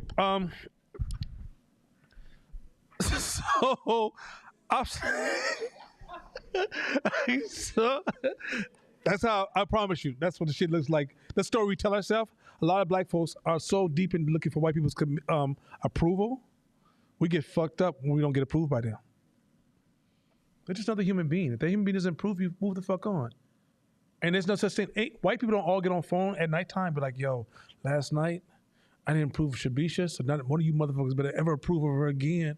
I swear to God, I'll fuck y'all up in the master plan. I send the Illuminati over your house and fuck you up. It doesn't happen. But that's a story we tell ourselves. When one white person says fuck off, we think all white people are fucked up. No, that person was fucked up, or that person was just using a tactic to control us because we know that the N-word or being shown lack of approval is a super tool. That's it. Once you're able to flip the story, you realize, I just stole your power. The reason they got power over you because the story you tell yourself. Like he said, Jim Thether said, stop outsourcing your power to other people. So anyway, Optionaity requires investments. That's going back to multidisciplinary learning. If you want to grow your optionality, don't just try to learn a subject. Learn to learn to learn to learn to learn to learn to learn to learn to learn. Once you get to the point, I only learn about photography. I only learn about business. I only learn about cooking. I only learn about training. I only learn about. That's why you don't have optionality. Because you can read about a dancer. You could be in construction, read about some practice a dancer has, and be like, I got an idea how to increase my optionality. Like I'm always taking opportunities to learn and learn from other races. That's optionality. Now, we're gonna do a side turn, but trust me, this is where it's gonna get even stronger. Next slide. Shabisha. This is a rule of fragility. Now, before we get into fragility, let me say this real quick. Everybody understand what a fragile business is? Anybody having questions? Your business has fragility built into it? Anybody understands a fragile lifestyle? And your life has some fragility built into it? Huh? So, fragile could be, there's areas in your business that's just weak. It's dangerous. You're vulnerable in these areas. Your personal life, there's areas in your mind, your life, you're just fragile. In your relationship with your significant other, just fragile. Your business has these areas that if it just took one blow, damn, fragile. All new businesses are fragile. All new ideas, fragile. All new relationships are fragile. I would say relationships always have a degree of fragility built into it, right? Fragile is this idea, and the word anti-fragile, there's not really a word. That's a word that was created in the discovery. But fragile is this idea of, like, for example, if you put a box in the mail to be mailed to somebody, if it can be broken, it's fragile. If you have a lifestyle and there's things about you that could be broken, it's fragile. Some of us are. Have you ever tried to have a certain conversation with people and they can't go past certain points? Their conversations are fragile. They can't take advice because they're fragile in certain areas, right? This is important because we're still talking about the same subject, but these are some side notes that's going to add some robustness to this optionality, because I feel like we've used optionality in this class, but we've kind of been on the surface of it. And I want to kind of go a little bit deeper to give you a little bit more power. Now, Shabisha. Rule of fragility. Mitigating fragility is not an option, but a requirement. So pause. Your business. This is important. This is so fucking important. If you have a business, you have anything in life that you care about, mitigating your fragility is not an option. This ain't an option situation. It's a requirement. When you first start a business, you got so much fragility in your business, it's ridiculous. As you gain money, you invest in mitigating fragility. I'm going to come back to this shit so strong. And a lot of you guys don't understand this because I promise you, this is that self-help culture got you got fucked up. I'm going to give you the real business shit today. Keep going. It may sound obvious, but the point seems to be missed. Fragility is very punishing, like a terminal disease. A package doesn't break under adverse conditions, then manages to fix itself when proper conditions are restored. Fragility has a ratchet-like property, the irreversibility of damage. Meaning that when you have areas of fragility, the longer they stay, they create irreversible damage, and they get worse and worse and worse over time. Fragility is the way you can be in a space of game over. Relationship, business, life itself, your mental health, game over. This is why these things have to be addressed. Some of you guys, I'm just gonna keep going. You know what? I'm just gonna just worry about that. I just want to stay focused. And I know it's fragile, but I'm just keep going. Some of you even get the bag, but some of you lose the bag so fucking fast because you're fragile and you never addressed it. And fragility is not something you can take the hit, patch it, and fix it and get back in the game. The hit often is permanent. That's the part that really get you fucked up. It causes permanent damage to your system. Permanent. Doesn't mean you can't come back, but whatever idea or project you're working on takes on a permanent blow every time you leave this space. It's fragile. Even your employees. Fragile employees, permanent. It has to be mitigated. It's not an option. Next slide. Shabisha? Economic. Wait, before I go back home, let me go back on mitigation of fragility. Go back to mitigation of fragility. I forgot to look at my notes. I'm so flowing. I'm doing the old shit. Working out. You know that's a practice of mitigating fragility. As you get older, you don't work out. All right? You start to get these injuries that become irreversible. You may even get cancer, irreversible. You may lose your knees, irreversible. Hip replacement, irreversible.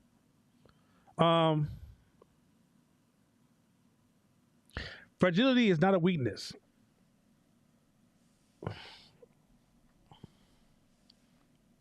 Meaning that it's not the same as being weak. You can be weak and not fragile. It's a difference. So we're not talking about becoming more macho. We're not talking about becoming more robust, even that does have a place. Fragile are spaces in your life that if you ever get caught in those spaces, which you're more likely it's going to happen at some point, all your hard work is ended. Now, next slide.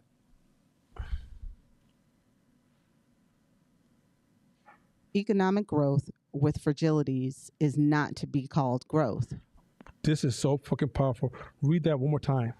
Economic growth with fragilities is not to be called growth. If you're growing your business with fragilities, you're not growing your business.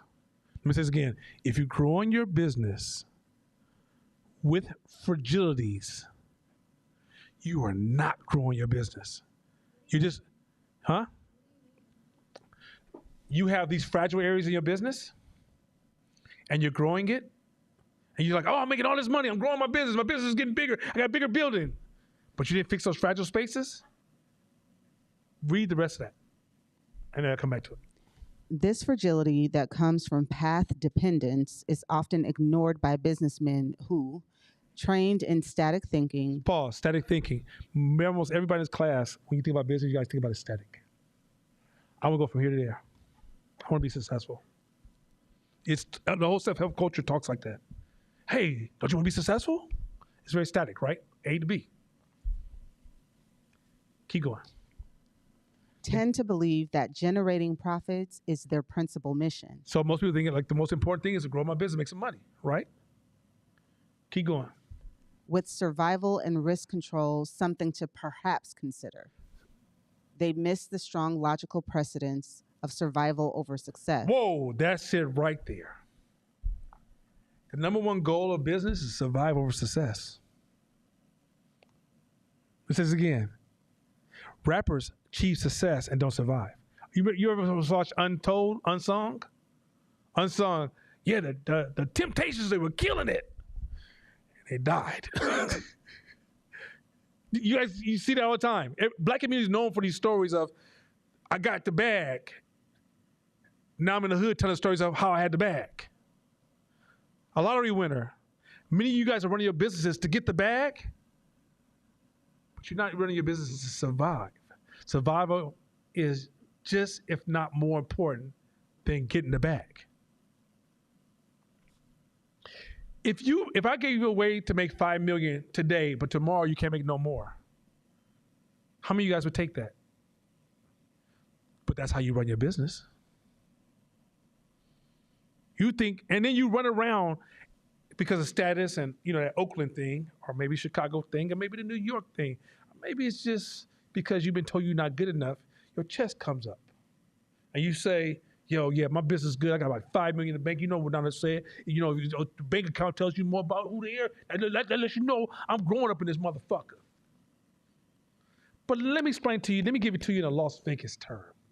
Stay with me.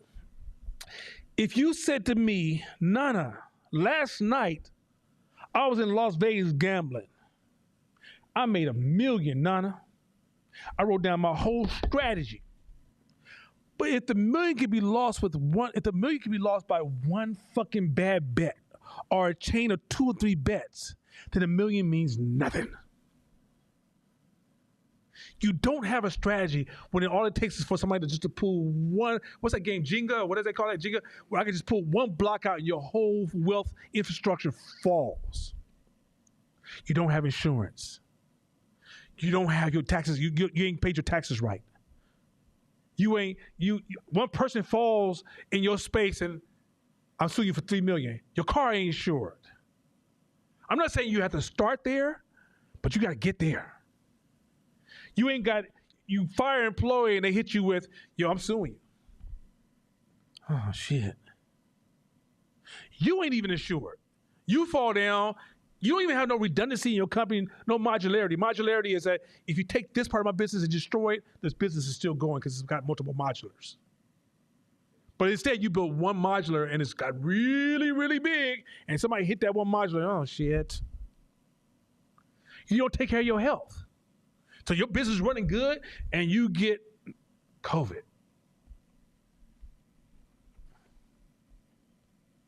You're not thinking that survival is just important as you're climbing for success, but you put all your mental energy into how do I gain more success, and you're leaving that shit fragile because you're not thinking about where are the fragilities in my business? Where am I fragile at? So as you're growing, you got to be working on your fragility, growing in fragility, and as you grow as you're sealing up the fragility, and you're making your business more robust and stronger, and you're growing your wealth. Now you're growing your business. Many of you guys just think if you're growing your wealth, you're growing your business. You're not growing your business. You're not even strong. You're weak.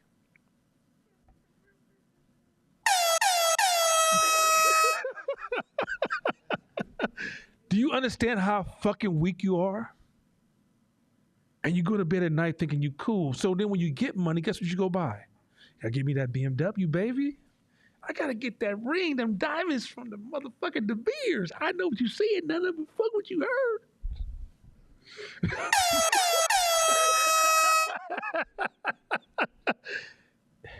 You're not stable. No, you not got all this money in the bank. What should I do with it? Let's look at where you're fragile at. Invest in your fragilities. You got a good job and your leadership position, and you let the company train you, and you grew no other skills. You have no other value to offer to anybody else. You have skills that are, what's it called? What's the word when it's built upon only our needs for our company? Proprietary skills. And all of a sudden, they fire you. You weren't all that because you didn't understand survival. Many of you guys just keep chasing bag and forget survival. You make a lot of money and you don't develop the proper family structure. And when you die, it all goes away because your family wealth is fragile. You never sit down and go, how do I seal up these fragile spaces as I gain resources? Not just keep chasing the resources. That is the shit that is being taught to you every day in these business courses from these fake-ass, safe pop science economists that's fucking you up, and you lose.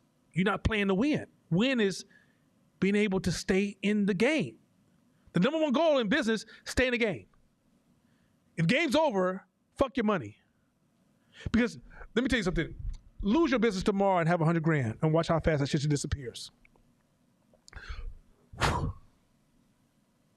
If you have 100 grand, but another 100 grand coming, 100 grand feels good.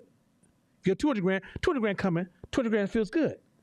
But when you have 200 grand and ain't shit coming afterwards.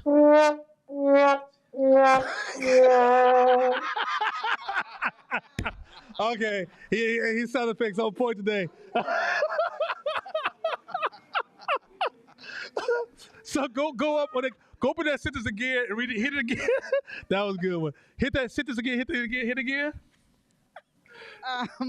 Wait. I'm so sorry. They missed the strong logical. Yeah. They missed the strong logical precedence of survival over success. To make profits and buy a BMW, it would be a good idea first to survive. So as long as you're surviving, you got choices. That's optionality at its best. But if you're chasing the money without practicing survival, you're killing your own optionality. Next slide.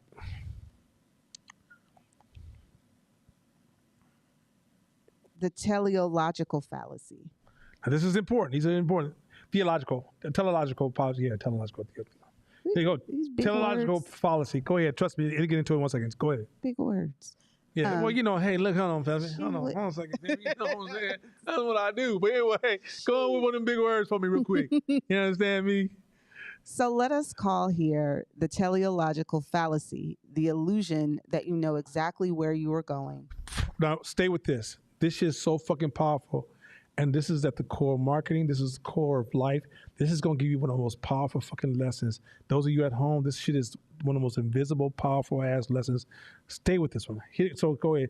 The illusion that you know exactly where you're going. Go ahead. And that you knew exactly where you were going in the past. So this idea that you knew exactly where you were going in the past. Go ahead. And that others have succeeded in the past by knowing where they were going. Okay, now you see where the guru game is about to kick in? So this whole idea that you know where you're going, you knew where you were going in the past, and other people, they knew where they were going. The problem is, go ahead. The error of thinking you know exactly where you are going and assuming that you know today what your preferences will be tomorrow has an associated one. It is the illusion of thinking that others too know where they are going and that they would tell you what they want if you just ask them. Hey, let me ask you something. I want this focus group. You can't tell me what that is. Hey, what do you want? What do you guys want? What should I buy? You can't tell me what that is. For me, even soon what I want next year, I don't really know what that's going to be. because so many unknowns are there, right? Now you see why I hate business plans?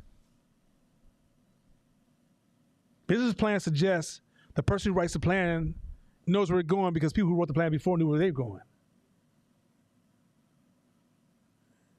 You don't know where you're going.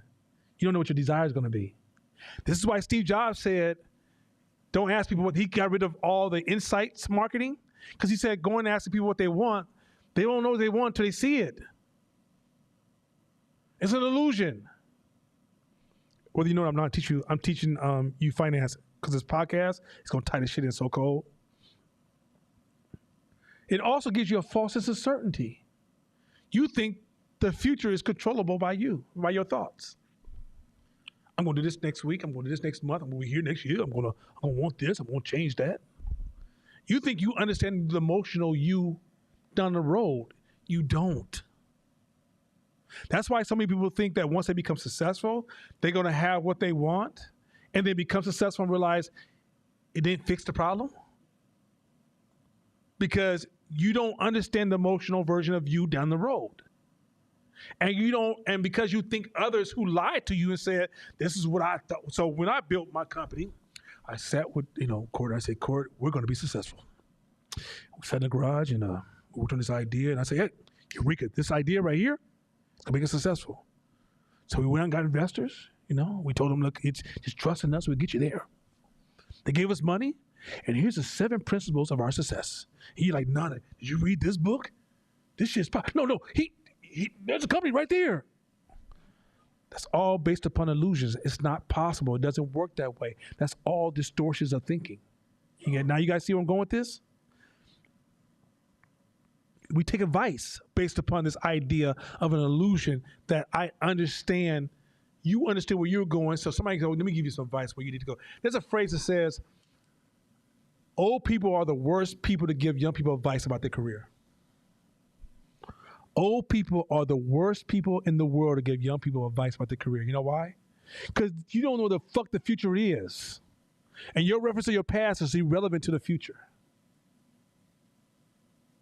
So you realize, so that's when somebody, like when young people talk, we talk to young people, you got to teach them from a space of not trying to tell them where they need to go, but you have to almost be open to the unknown. Because when I was young, there's no such thing as getting paid to play video games. These cats are getting paid millions to play video games now. If I had told my mama in my days, hey, this Atari, because that's what the fuck it was around at the time. Mama, I'm about to blow up playing this Atari. She would say, if you don't go sit your ping pong playing ass down instead of them goddamn books, these kids are going to have chat GPT. I was telling Shabisha the other day, I said, I think in the future, just how anybody can do a video now and do their own news today, I think by the time my children get older, anybody can write a book through artificial intelligence. Where now we're like, the art of writing a book. All right, ChatGPT, what I want to talk about is this. Help me out with this. Also, you'd be like, you mean AI wrote that book for you? Yeah, that's how that shit is. That shit tight. I got to work on my shit. I mean that the future is unpredictable. There's so many black swans that can happen. Who predicted COVID? And then fuck the big black swan. Who predicted COVID in your life when a family member died, or the car got stolen last night, or your landlord says you got to move out now because blah, blah, blah, blah, blah, or your industry shifted because a new invention came around and now nobody wants to fuck with your products no more. Like this whole idea of thinking that other people have this deeper insight and they knew where they're going and you know where you're going, and then this whole idea of moving through business with that idea, you got to, in order for you to be stronger in a world of uncertainty, you have to embrace uncertainty. I'm going to get into domesticating uncertainty in a second, but you got to embrace it in order to, it's like, how many people you seen surfing on Lake Merritt? Right? It's water, surfboard, what can I surf? Because surfing ain't about what you want to do, it's a marriage to things you don't control, which is the ocean. You got to wait for the ocean to create the wave for you to surf. If the wave doesn't exist, you're just a guy on a fucking board looking weird. Right?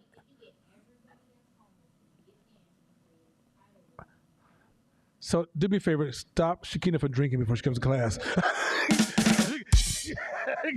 Because she lit. so in the spirit of my drunk auntie, thank you, Shakina. So the point is this. so the point is that this business thing is a surfer accepts that the ocean is an act of uncertainty, and he or she learns to ride the wave. Right?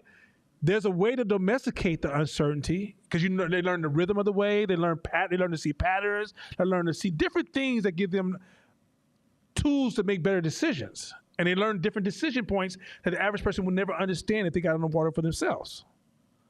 But they first had to accept that they don't control the ocean. Y'all going into business think y'all control this shit. And y'all talk about other motherfuckers who said they control this shit. And you think in the past you did, when things went right, you thought because you made a decision, everything went the way you decided it was going to go. And then some of y'all get mad and go, I worked on this plan. Why did my plan work? Please get off my phone.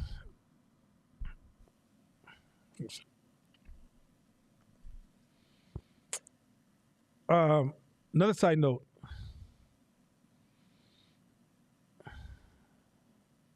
Okay, I don't care. I don't know what.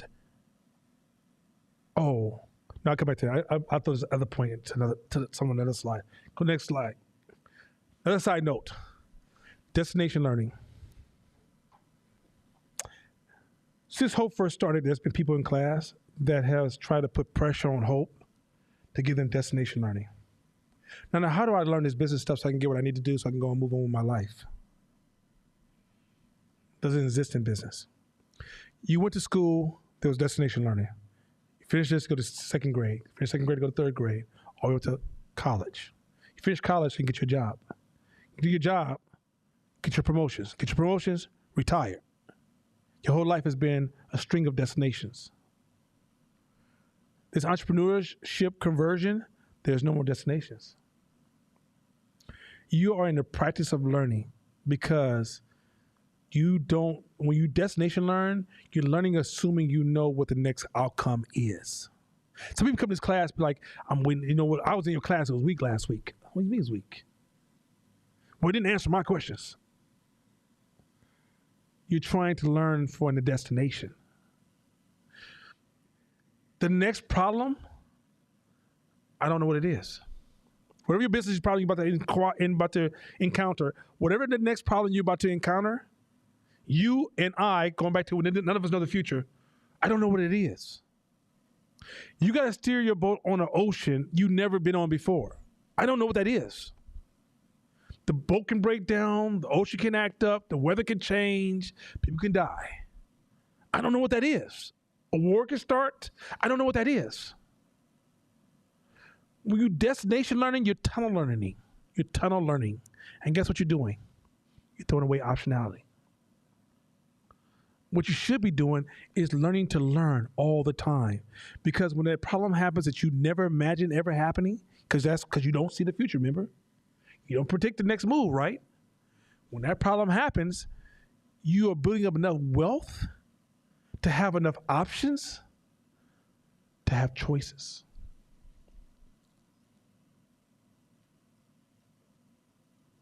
Another thing, too, with this destination learning.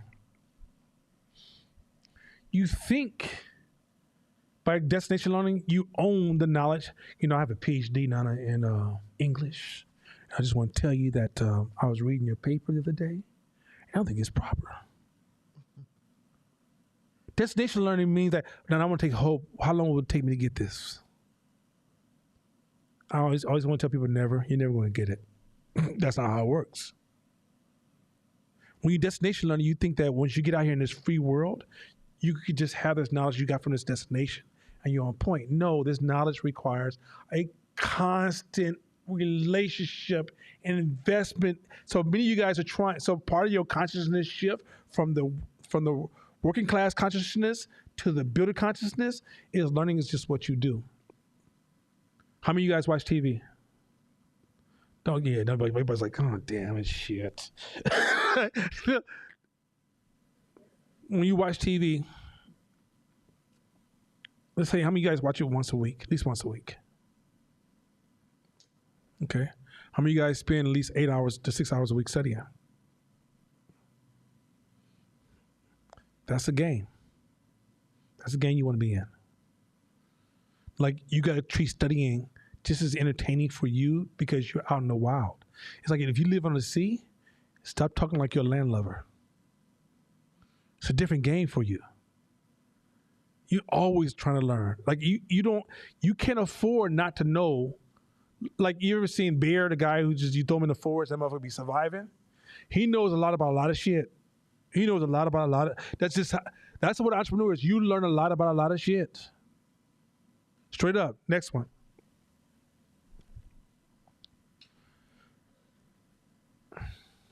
Shabisha. Sorry, I was hydrating myself. Pause. Go ahead, Sharisha. Optionality. You gotta pause sometimes, Sharisha. You gotta pause sometimes. But go ahead. Pause. Pause again. But anyway. This class is inappropriate. For the children at home, please forgive this class. Go ahead. This is not a family show at all. You're grown folks. Optionality will take us many places, but at the core, an option is what makes you anti-fragile and allows you to benefit from the positive side of uncertainty without corresponding serious harm from the negative side. So first, when you practice optionality, you're domesticating uncertainty. You benefit from uncertainty. For example, the positive side of uncertainty is luck, right? The positive side of uncertainty is risk. That's the asymmetry of uncertainty, right? So sometimes things happen as bad, sometimes uncertainty is good. So how do you benefit from uncertainty good? And how do you also mitigate the part that's negative is by having more options. You can't afford not to have options in this game. 2, this is important.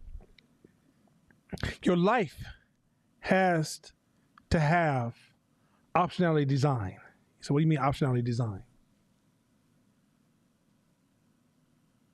Your debt. The more debt you have, less options you have. Right? Like if you tied up in debt, you lose options. Exercising. Take care of your body, you got more options. You can do more things. When you run your life and look at your life in itself, how do you design options into your life when you make decisions and choices? Give you an example. Next slide. This beautiful college here. Shout out. Love you guys. Offer me a job. They were going to pay me to teach this class. And Stephanie was sitting next to me. Shout out to Stephanie. Everybody loves Stephanie. If you don't love Stephanie, then you need to learn to love Stephanie. So Stephanie's sitting next to me, and the dean says, "Hey, can we just pay you?" I said, "No." Stephanie looked at me like, "Did this cat just say no to getting paid by Alameda College?" I said, "Yeah, no." So we got the meeting. So why'd you say no? Because they take away my options. If they pay me, they're going to extract options from me. My options are more valuable. So in the end, because the way I move, everything is about optionality. I have to be in a position to be able to make more decisions with my time and be able to make certain moves. Everything I do, I am auditing my life by optionality. If I don't have options, I'm probably fragile. See what I just did with that? If I reduce my options, I'm probably becoming fragile. If I get down to one choice as my next move, I'm fragile. I need options to remove my fragility. You guys can see where I'm going with this?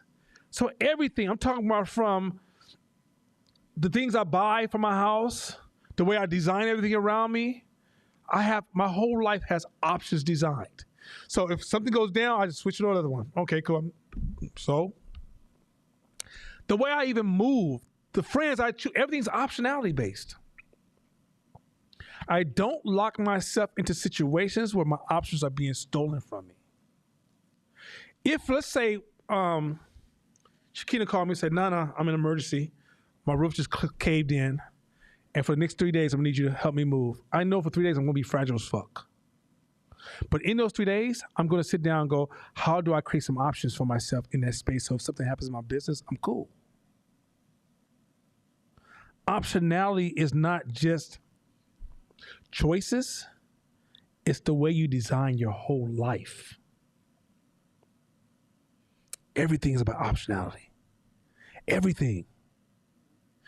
Everything. If you only make your money through one pipeline, you're fragile. Give him a microphone. Give us just how you make it go. Oh boy, here it comes. Jesus Christ. Whew. He do something on here. Now we're gonna get some options around Weight Watchers.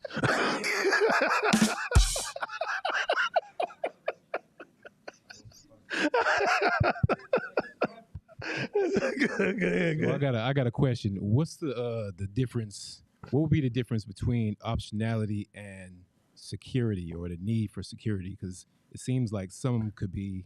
What do you mean optionality different? They're the same thing. Optionality is security. Yeah, but you know, like how we talk about like the need for security sometimes is sometimes safe or the need for security or safety is seen as a. You mean addiction to safety? Yeah, like in this class, we've talked about some folks having a need for security. So need for security or safety net, or that being almost like a negative, right? You're talking about like there's a need for the opposite of risk, right? Yeah. Okay, but risk no, aversion. right. Exactly. But that's that. Okay, so that's a good question. That's actually a good question. Risk aversion is an illusion that you can avoid risk. You can't. Such thing. There's no such thing. You can't even leave your house and avoid risk. How many people slip on a fucking drop of water and be fucking in a hospital, broke their leg or some shit? You're not avoiding risk. So you gotta, once you can embrace risk, you have to domesticate risk. And the domestication of risk is through optionality. So the need for safety is a mental distortion that you can do that. You can't. Right? That's why I can't stand these oversafe motherfuckers. You can't avoid it. That's so Alameda College rule, all money ain't good money. If it steals your optionality, it ain't good money. Partnerships in business, if it takes away your optionality, it ain't good partnership. Everything in life needs to be seen through. You have to weigh out your optionality because the future is not under your fucking management. It's unpredictable. You got to give yourself position to win. If the wind changes, I got solutions. I bought an SUV for a reason. I wanted more options. I like Corvettes. I like that new Corvette. It's sexy as hell. I could have easily bought that Corvette, but I don't have the options I need right now. Now, if I was by myself, single, I probably would have bought a Corvette in a truck, old truck. Old truck when I need to move some shit, and Corvette when I need to move some shit. Watch out there. What y'all know about that? Hey, shit, you gotta get some pimp music in there. But I'm just saying, so the reality is that everything I do is around optionality. Everything I'm doing, I'm considering that, and then I'm aware of where I'm fragile.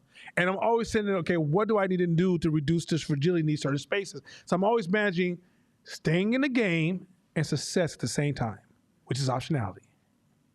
Some of y'all just focus on the next move, getting the next chunk, climbing the next level. And I'm saying, no. You design your life. So somebody gives you credit cards, it's gonna steal my optionality. You can buy this thing, pay for monthly, go steal. Give you another one. Here's one gonna fuck y'all up. For some of y'all shouldn't buy houses. What? Not if you're at a certain stage of your business. You should buy a house. What you talking about, Nana? That ain't what Master said. If you can live in a rent-controlled space and rents go up, that's not your concern. If you decide you need to move, if you ever live in a rent place, you can just drop it anytime you want, move wherever you're going to go, let it go. You protect it from high increases. You got options. When you have a mortgage, you ain't got them options, baby. Options are narrow. If somebody says, hey, you know what?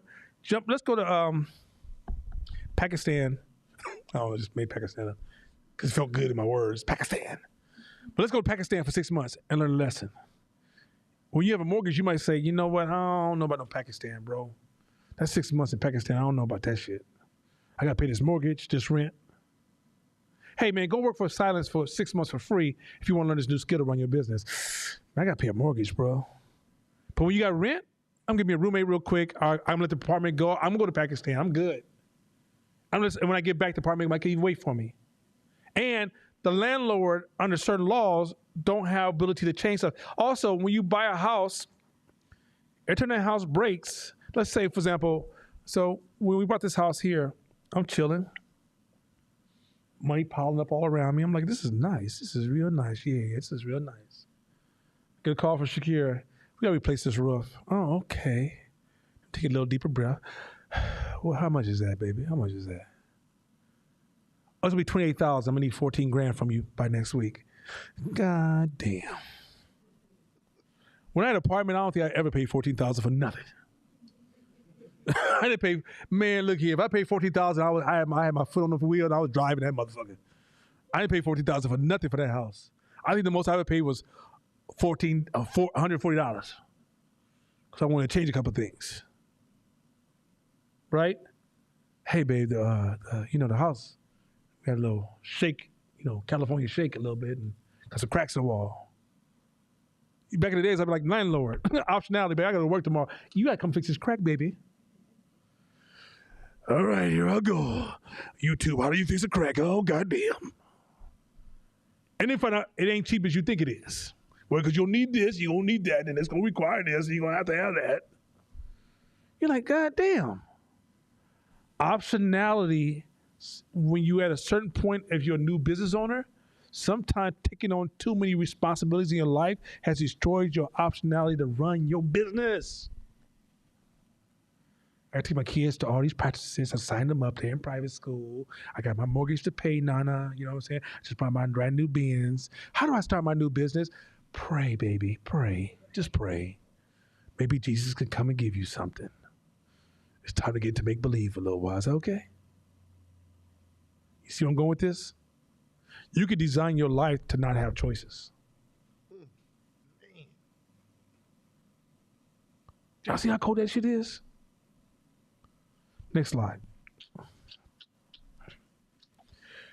This is something I don't think most of y'all are going to be comfortable with. Go ahead, Shabisha. Optionality trumps intelligence. Okay, no, she didn't say it the other way around. She didn't say intelligence trumps optionality.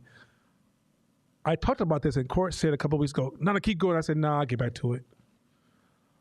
Optionality trumps.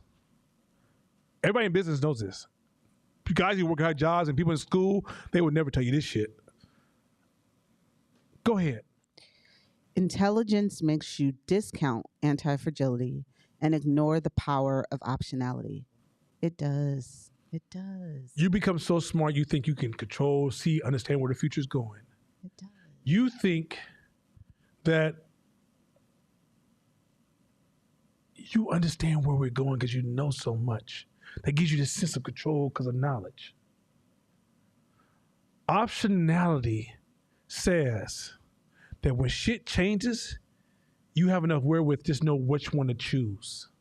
But you're not in control, baby. See, when you got intelligence, you think you in control. No, you're not. Intelligence is supposed to help you make better choices, but it gives you a sense of control that you don't have. But if you can gain optionality, you realize you don't have control and you know how to make the right choices. And as you understand optionality, you understand market positioning. Somebody who positions will trump anybody who's intelligent all day, all long.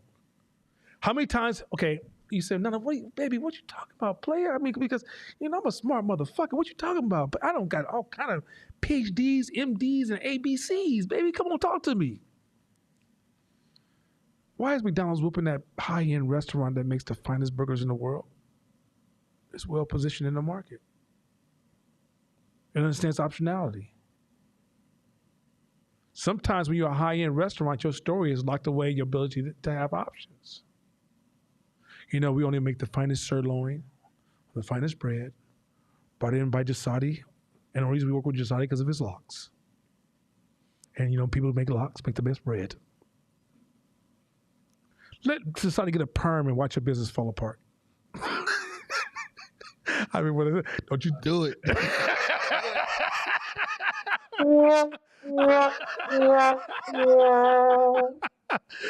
Optionality is understanding marketing positioning in business. If you could just survive meaning that you know when to make the right choices at the right time, you'll be all right. You will grow from survival alone. But trying to think that intelligence is more important than optionality, don't even think about it. Go ahead, Gordon, and then I was just watching an interview with they had like the top highest IQ person in the world. He was like top 2 or top 3, and they said, "Are you the smartest man in the world?" It's like, "Not by far." He's like, "Not by far." He's like, "No." He's like, "Well, then define intelligence then." And he said, "Intelligence is options."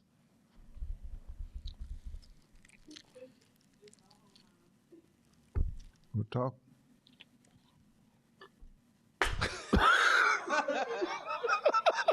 I know, just makes that's my drop the mic. That's all the mic I had. Go ahead, Shakira. Go ahead. Have you been outside? It's enough water in the world, okay? Okay. So you just shook my whole brain cage when you said that survival is enough. Well, I you didn't say survival is enough, but you said like survival is good, is sometimes good enough. In my head, the many little Shakinas are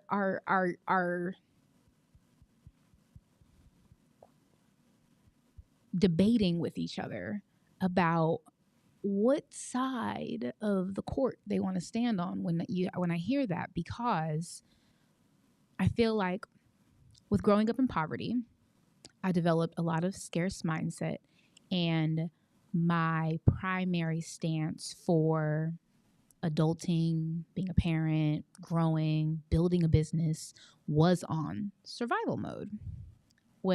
And then I say maybe in the last 5 years, I've tried to intentionally, consciously change that position from not trying to focus on survival and focus on trying to detach the strength of my stories that have kept me in that survival mode so that I can focus on intentional movement forward instead of survival of just staying in the same place. So can you give me some clarity as to what you meant by that when you said that survival can be enough?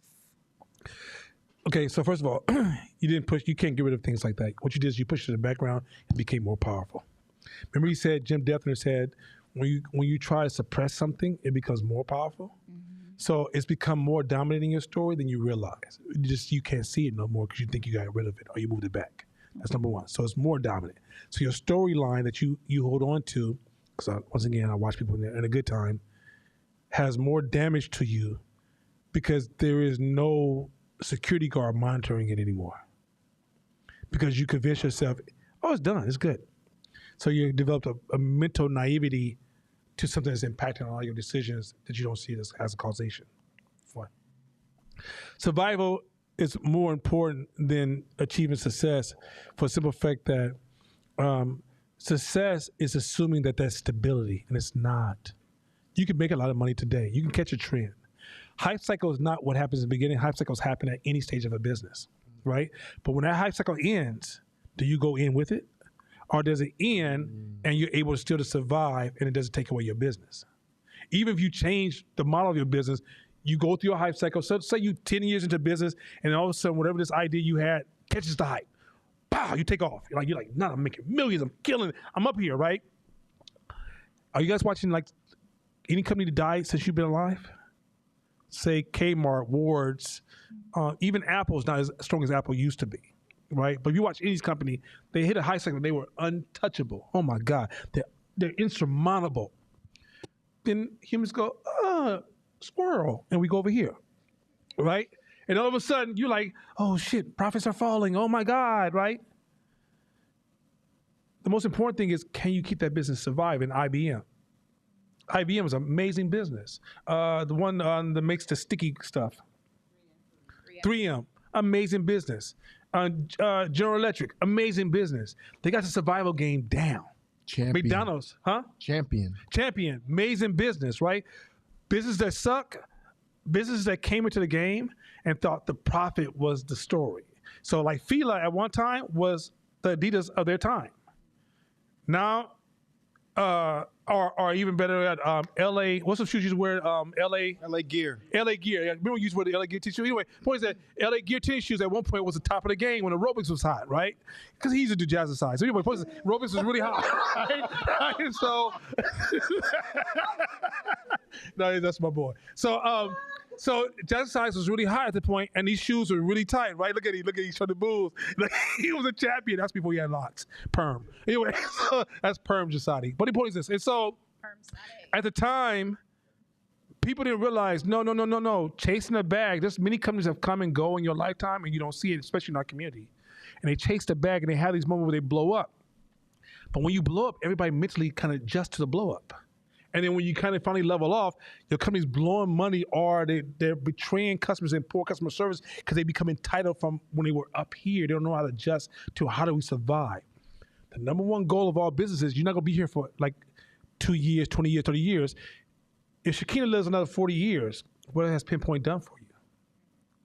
And if you don't understand survival, what happens if Pinpoint's gone 5 years from now? Everybody talks about, well, it goes, I'll be ready for that shit. Until it goes, and you realize, I wasn't ready for that shit. Right? Because we falsely project ourselves into this false version of ourselves in the future. The number one goal of a business is to survive. Success comes within the survival evolution, but the number one goal is survival. And I think we missed that fucking point over and over and over and over and over and over.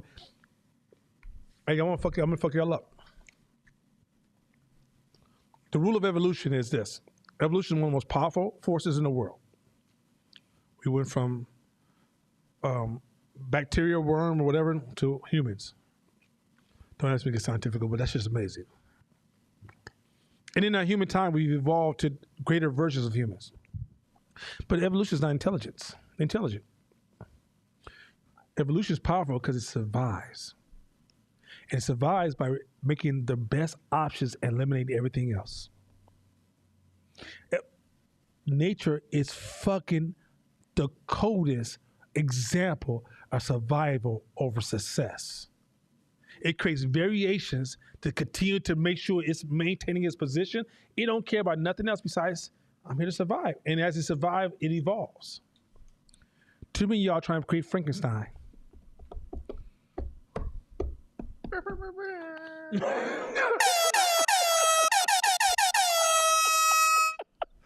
So now you see where I'm going with this evolution? It's a law of nature, which is even inside your stomach, nature doesn't give a fuck about the weak. It's a merit game because it's trying to survive. Nature is always producing it created so many variations of human beings. We're here. There have been super strong human beings, gone. Super smart human beings, not enough food, dead. Fast human beings, wasn't fast enough. Slow human beings, you know what happened there? Was too slow. But variation human beings, we got options. That's the trick. Survival over success. Doesn't mean that survival is part of your success, but it's the foundation of your success. That's what your tree is planted in, where most of us are planting our tree in the bag. And we start talking the bag, the bag, the bag, me in the bag, the bag. And I look at your business like, oh, you fragile as fuck. How long? We just gotta wait. And y'all got people coming to you, I got a bag from the Warriors the other day, and I just want to tell you about success. If you don't get your ass out of that goddamn meeting and realize you don't know what the fuck you talking about. Survival is Michael Jordan. Success is Iverson. Next slide. For some of y'all might get sensitive. Don't you talk about no damn Iverson. Don't talk about my Iverson like that. Don't you talk about Iverson. No. We don't talk about Iverson. Why are you in this game for business? Stay with me, y'all. This shit gonna stay. I'm not lighting it up on y'all. So tonight, take all your pills. Freedom. Go ahead, Shabisha. Let me, because I'm about to start preaching. Go ahead, Shabisha. Go ahead. You read that. Go ahead and read it. Hush. Shamar in here trying to start some stuff. Hush. Shamar, say read, Shirley. Look here, don't be joining Shamar Church now. Don't stop it now. That's the real pastor. All right, thank you, missionary. Go ahead. There you go. Freedom is the ultimate option. Stop right there. You're not in business for stuff. Let me say this real quick. Be very clear about this. You didn't get in business for stuff. If you did, you got a rude awakening waiting on you. Stuff is not going to make you happier. The ultimate, most important reason you get into business is to be able to increase your options. The dude from different. What's the comedy dude? The wrote the cartoons. Dilbert. I tell you, I don't really give a shit about it. But Dilbert, the guy came on and told. He just came on. It's like, yo, white people, stay away from black people. They don't really, they don't value us. And people was like, oh, we're gonna cancel him. And he was like, you forgot he did an interview a few months back and said, I got go fuck you money. Meaning that if everybody said fuck off, I'm cool. I got my friends, I got all the money I need. I don't need nobody. He has options. He literally said, y'all call me racist if you all, I'm racist, you wanna cancel me? Fuck off, I don't give a fuck about all that. I got options, baby. Options. Wealth is options. So you've been in this whole time listening to this class going, options, that's kind of interesting. And you didn't realize that's the journey you've been on this whole time? That's why you want money. It increases your options. You know what? This week I just want to go hang out with Shamara in France for 6 months and just talk about some shit, walk around. I just want to do that. You know she'd be over there. Yeah, that's how she get down. That's how Shamara does. You know what I'm saying? She be front like she got time to be fucking with us, but her plane waiting on her right now. Right? That's how she get, because she got options. That is what this whole game is about. But some of y'all have framed it around items. A house. I finally get the house I want. No, you finally get the option to choose a house you want to live in. You might decide you want a tiny house because that's what you want. Because you realize, I don't really give a fuck about houses. I just sleep here and I'm out on the road. I'm gone. How you spend your money is based upon who you are. No one gets to tell you that. So motherfuckers will get in front of you talking about, I brought a car, a house, or the other. Realize that is a charlatan sitting in your face. A real person is going to talk to you about business.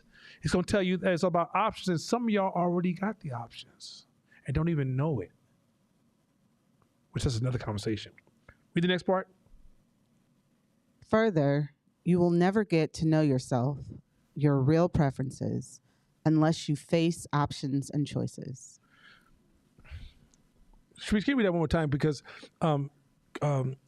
Josh is reading something from Jewish community. But go ahead, read again. You will never get to know yourself, your real preferences, unless you face options and choices.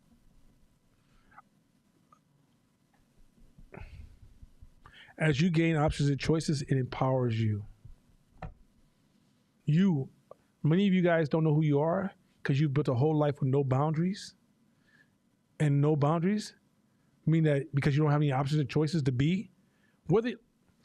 Some of you have taken on these jobs where you're working 16-hour days. You got no options. First off, Shakina about opening her business, she's like, I'm going to do trainer one-on-one. I was like, that's a horrible idea. But no, it pays a lot of money. I said, but it's a horrible idea. But no, that's what most people are going to pay me. I said, but it's a horrible idea, Shakina. You know why? Because she had to be there training everybody. She had to rely upon you to show up to pay me my money. That's no options. You fragile as fuck. I was like, yo, build a system where you train classes or other people train, or a system where you create redundancy. So guess what? No one person stops the show. See, in business, in business, the goal is to have a narrow market ride with you, and the rest you don't give a fuck about. That's the power of business. Business is not being in the middle. Being in the middle makes you weak, makes you fragile. You are always going to play the extreme game one way or the other. One way. If clients really love you, you're on the other side of the edge. But when you build a business in a sense where it's so fragile, that edge is even a fragile space to be in. Because if you rely upon one person that can make you and break you, fragile. Keep going. So remember, this wealth thing we talking about, business and success, it's about options and choices. That's all you really want. We talk about, I want freedom, you want options. Oh, by the way, news report, white people don't give you that. White people can't give you that, and white people can't take that away from you. Sorry. Today, we can't talk about white people. Mm-mm. I know some white people. Well, go ahead. Go, next option. I mean, next slide. Next slide. Oh, this is gonna be the good one. Read this one, Shabisha. Oh, I told y'all I was going for. Come on, let's read this one, Shabisha. Sour grapes. Plenty of people are poor against their initial wish and only become robust by spinning a story that it was their choice to be poor, as if they had the option. Some are genuine. Many don't have the option. So sour grape is this idea that the grapes I can't reach at the top of a tree, they must be sour.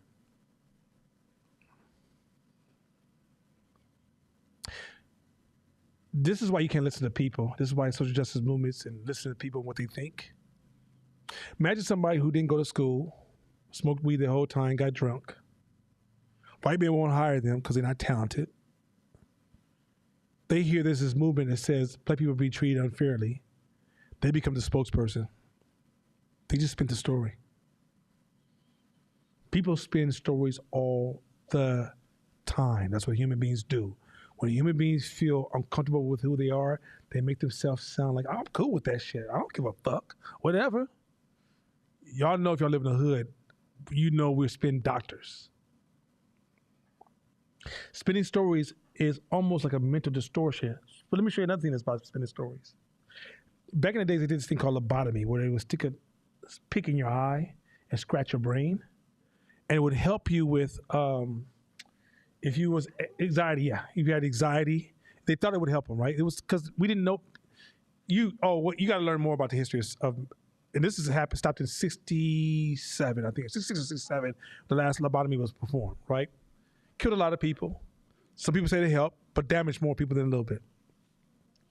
The doctor who was a champion of that idea, he could never admit it was a bad science. You know why he couldn't admit it was bad science? Because if he admitted it was a bad science, he had to admit that he was an evil person. So he died to his last days, putting a twist on it that it was a good idea. And said at some point science would realize that was a good solution. Coming to find out it never was, because they didn't know what the brain did at the time. Hip-hop music. Hip-hop music dudes rapping. I don't give a shit, bitch ain't shit, I don't give a fuck. Fuck everybody, I kill everybody and their mama. And you say, hey, is rap bad? Sour grapes. I can't do that. I got twisted. I drink alcohol and smoke weed every night. Yo, smoking weed, the Indians did that shit. You know, everybody smoke weed. I know rich people smoke weed. My grandmother smoked weed. What's wrong with my grandmother, you know? Sour grapes. Twisted stories. So watch this. I'm gonna take y'all now. Come with me on this journey. Come with me on this journey, y'all. So let's go back to reframing. Let me talk to you how I reframe racism. I used to say racism is like a football game. And if white folks don't let me score, they just playing defense. Instead of me complaining or celebrating their defense by like, oh, you know, white folks' defense is really good. I would tell my team, hey, you know what? Our offense sucks. And when white folks made a move against me, I didn't say, damn, he must be Tom Brady everywhere. I would say, yo, guys, our defense needs to be updated. It sucks. But then I say, as I reframe this, stay with me, and I go back in slavery, I say, damn, when black folks came out of slavery, they engineered our intelligence. So they would take a man and a woman from Africa, have some babies. And then as soon as the babies are born, kill them off or sell them. Now I'm going to raise the children as dogs. You're just a slave dog, right? And then as you get older, babies. Now the good slave, you stay, the smart motherfucker, get the fuck up out of here. Right? Dogs again. Then one day I said, shit, free. But that free, go back to the sport game. So we're a bunch of farm workers. We work out in California picking grapes. And one day somebody says, hey, y'all want a bag? Stay with the story. They say, yeah. I say, yeah, you're going to be back. He said, well, put on these uniforms. We're going to watch this thing called football. So we watch on TV like, oh, that's beautiful. Ooh, damn, you said where that dude ran? Yeah, if you play this game, I promise you'll make millions in your lifetime. And they finally put us on the field, but the other team happened to be white boys who've been playing all this time.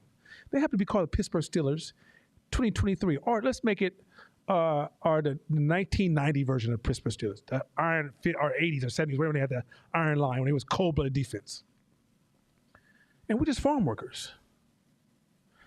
Could you imagine what's going to happen when the game starts? It's going to be a massacre. Now, that contrast is so overwhelming to us as human beings because these motherfuckers are fast. They hit hardest. I mean, everybody's shitting on themselves. We got dookie stains. They hit it so motherfucking hard, right? Motherfuckers, the whole team is injured. Only 3 people left on the field because nobody was ready for that shit. We didn't want that smoke, and we got that smoke. But this game has been played by them for quite some time because, see, our original team got destroyed at the beginning of slavery. So the team that's left over now, we're just farm workers. We don't even have those kind of muscles. Now, if you want, we have strong fingers. I just made that up. I don't know if we got strong. We got strong fingers, but we don't have that kind of brute strength. We go in the locker room and we're all taped up and wrapped up, and the room is cold because we so hurt that we don't have enough supplies to keep us cold to go to hot, cold. So they just turn the air conditioner on because we all fucked up. But in our brain, we can't process. We got our ass beat that bad. And because we don't understand football, we think they must be gods.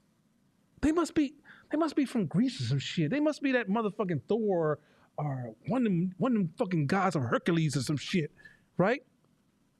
And they even tell us, yes, I'm a son of Hercules. I'm sorry I had to knock you in your ass, but that's the power of Hercules. And the crowd was going crazy, and nobody in the crowd was celebrating us. Maybe 2, our family came out, but everybody else in the crowd had their colors on. I'm like, what the fuck is happening? So guess what our brain does? It creates sour grapes. Because we got to deal with that. We didn't win, and we got to ask, so now we come up with all these mythologies. See, the white man, the white man. You see the white man.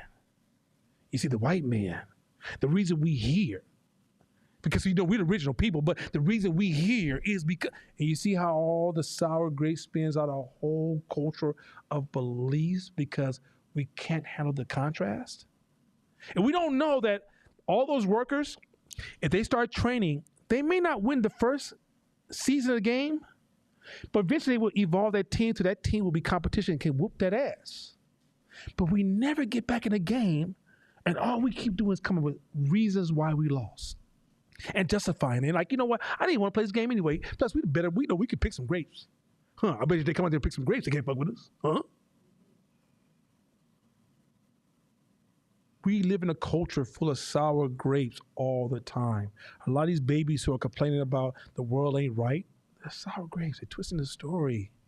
That's called their reframing. That's where the twist happens.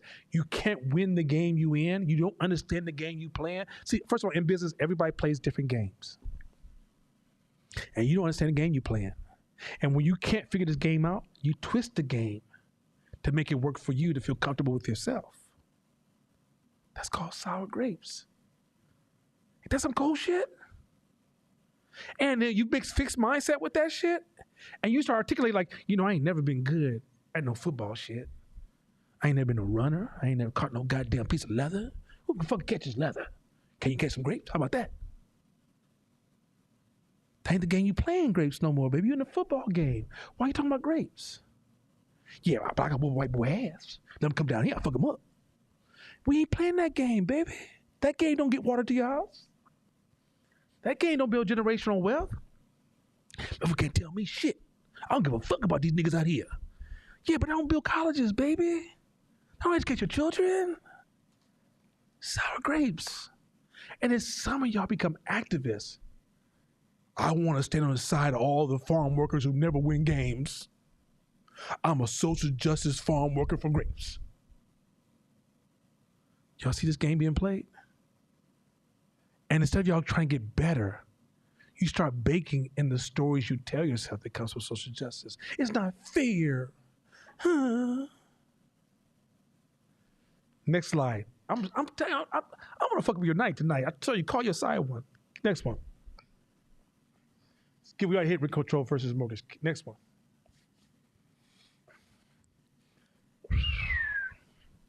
Keep going. Trial and error, tweaking. If you have optionality, you don't have much need for what is commonly called intelligence, knowledge, insight, skills, and these complicated things that take place in our brain cells. For you don't have to be right that often. Wait. Shakina, he said if you have optionality, you don't have to be right that often. What? Keep going. All you need is the wisdom to not do unintelligent things to hurt yourself. That's a Big Daddy cut. Keep going. Some acts of omission. And recognize favorable outcomes when they occur. The key is that your assessment doesn't need to be made beforehand, only after the outcome. You see how much power that is? No. Like literally. It's here, I'm here. But no, I don't. So what that's saying is that you think that you need to know when to make the right decisions. Right? I mean, like you need to know how to navigate the future. You need to, you hear leaders talking about, I know where we need to go. Life is going to keep dealing you all kind of shit you can't call. That's what business is every day. Ask court every day. All kind of shit you didn't expect. You just need to know how not to choose the wrong one. You can choose the right one and sometimes the average choice. Just don't choose the wrong choice. That's survival. And knowing just what choice to make, that's going back to evolution. Evolution don't give a fuck about all these choices. It just makes the best choice. And it eliminates everything. It doesn't even think about everything else. No one asks, that baby that died in 1400s on that Thursday when nobody cared about it? What was his name? Don't even ask yourself because no one cares. Because that's what evolution does. The reality is in business, it's always been a position where you don't need to be the smartest person in the world. You don't even need to be right all the time. Like I told you, my mentor don't care about being right. He cares about making the right choices. Can I jump? Jump in there, bro. So, have you ever seen a blind person? Somebody gave me this illustration before. Have you ever seen a blind person in a super busy metropolitan city where it's cracking and they were moving like they had eyes? Did you ever watch The Stick? If you caught in right and wrong and waiting for the right time to touch the stick, you'll be smacked in a minute. They hit. Okay, now they don't calculate how many times that they need to hit in order to find the thing. They're constantly assessing. Where does it say, right? You're constantly, the key is that your assessment doesn't need to be made before, only after the outcome. So they're constantly assessing to get a picture of where it is. You don't got to be smart. You don't got to even be able to see. You just have to be constantly assessing as you're moving to say, oh, that is a garbage can. Let me move around that. So they move better with no eyes than some people with eyes. And that's the same thing is when you close your eyes, and that means if you empty your cup or if you dump your intelligence or your degrees or all that shit and just start moving to assessing things, that's where your accuracy comes in. Let me add another thing too. Education, which one's more powerful? Tweaking, the word tweaking, see that little word? Tweaking? Tweaking or education? Which one's more powerful for human growth? Exactly, tweaking, right? So we sit in these rooms with education thinking that that's tweaking. No, tweaking is going out, you take all this information you got today, you go play with it. Oh shit, okay, outcome. Okay, right? But some of us colleges, I'm a professor of business, I am doing a world tour giving examples about business. You haven't touched a fucking thing. The practitioner is much more valuable to me. So a lot of these podcasts, let me give you something, one of the filters I use when I find out podcasts for a class, I look for practitioners. They have a past in tweaking something. I mean, they touched it, even stuck, right? If she didn't have a background in actually doing the ground level work, I don't give a fuck about your book theories. I need somebody who's gotten to work and be like, yeah, this is philosophical, but at the end of the day, they just need A. So you got to learn to trial and error, trial and error, trial and error, trial and error, and know when to go, oh, that gives me results, this doesn't. That gives me results. But when you do story and you don't believe optionality, you won't even get to see the results because your brain will create a confirmation bias. You can't do trial and error. If you're story bound, you cannot do trial and error. You won't even try trial and error because if you went wrong, it would hurt your story. So I just, you know what, I'm gonna just do what I always do. I feel comfortable doing that. Keep going, next one. Come on, because we're not finished. I want to finish this shit. I want to go home with just read this shit. Read this. Hell yeah. Shit. Steve Jobs at a famous speech, stay hungry, stay foolish. He probably meant be crazy, but retain the rationality of choosing the upper bound when you see it. Any trial and error can be seen as the expression of an option. That's all it is. Trial and errors is nothing but options. Go ahead. So long as one is capable of identifying a favorable result and exploiting it, as we see next. Even being crazy is a form of option. Being playful, playing is a form of optionality. But you got to learn how to identify the option that works for you when it happens. Being conservative is not option. It's not optionality. It's fragility. Ain't that something? They've been telling you this conservative. No, you have to play. Business is risk. Investing is risk. Fast money growth is risk. Roll. Next slide.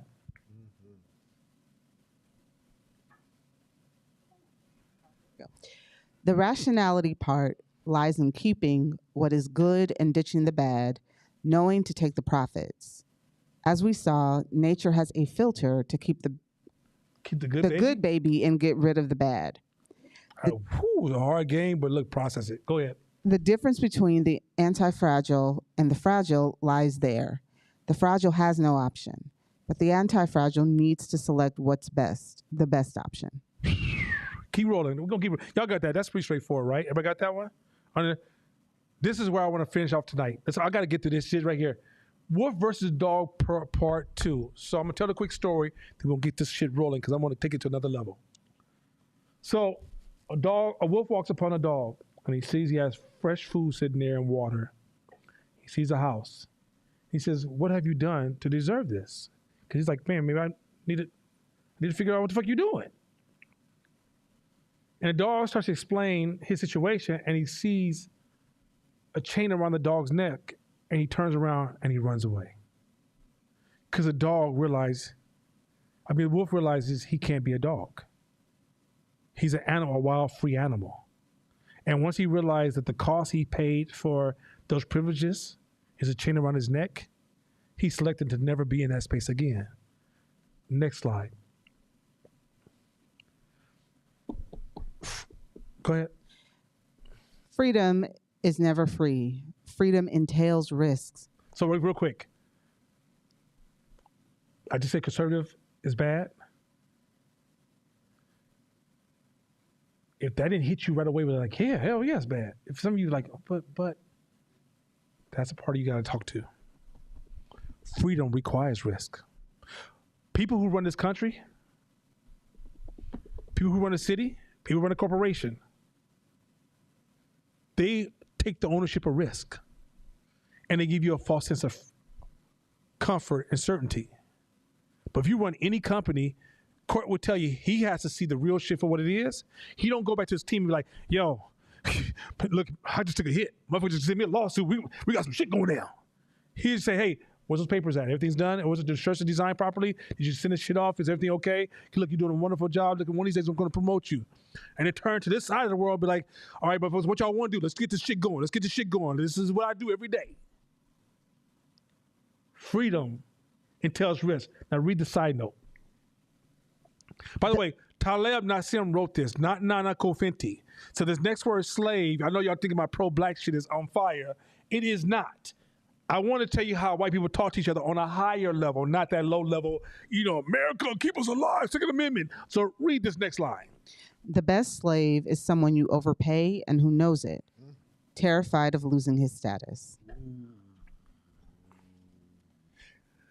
Say it slower so you can just finish this point. The best slave is someone you overpay and who knows it, terrified of losing his status. That's why some of y'all will never walk away from slavery. It's too good to you. I don't want to lose that status that comes along with that. However, you don't realize you're fragile as fuck. Let's keep going, because some of y'all going, well, shit, maybe I like that one, player. Go ahead, this next one. Whatever you do, just don't be a dog claiming to be a wolf.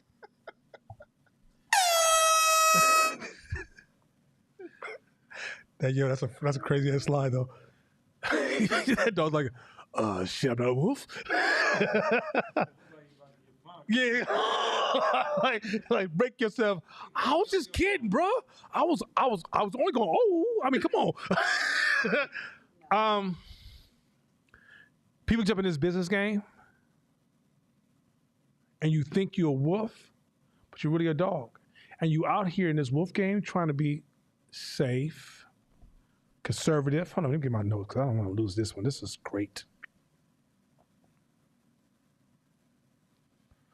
So let's talk about what is a wolf. Animal risk. They can handle uncertainty, volatility, and variability. They can handle radical responsibility. Oh, I promise you, some of y'all ain't no fucking wolf. They don't talk dependency. They can't talk it. It makes them uncomfortable. They don't like dependency. They don't say, why is our schools messed up? Why ain't the government? That's a wolf. Wolf don't talk like that. A wolf accepts life for what it is. Nature's nature, baby. I'm fortunate to be in it. I'm not saying, why so many trees? This soil needs to be managed differently. And it's uncomfortable having to chase animals. I'm thinking they should put a ordinance to say animals are going to run so fast because it's just too much for me. Mm-hmm. Social justice people. Try to mark a white woman. Wolves don't play the victim game. If a wolf loses, they go, all right, that was good. The battle begins.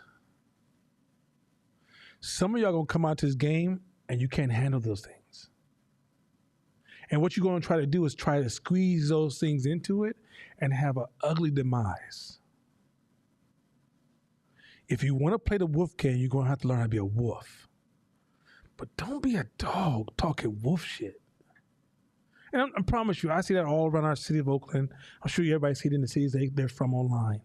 So many people, oh, I'm a wolf. I can handle this shit. I'm designed for this shit. I'm built for this. And they just get a pinky slap And they over there, he hit me. He hit me. I'm gonna call police, somebody. This is not right.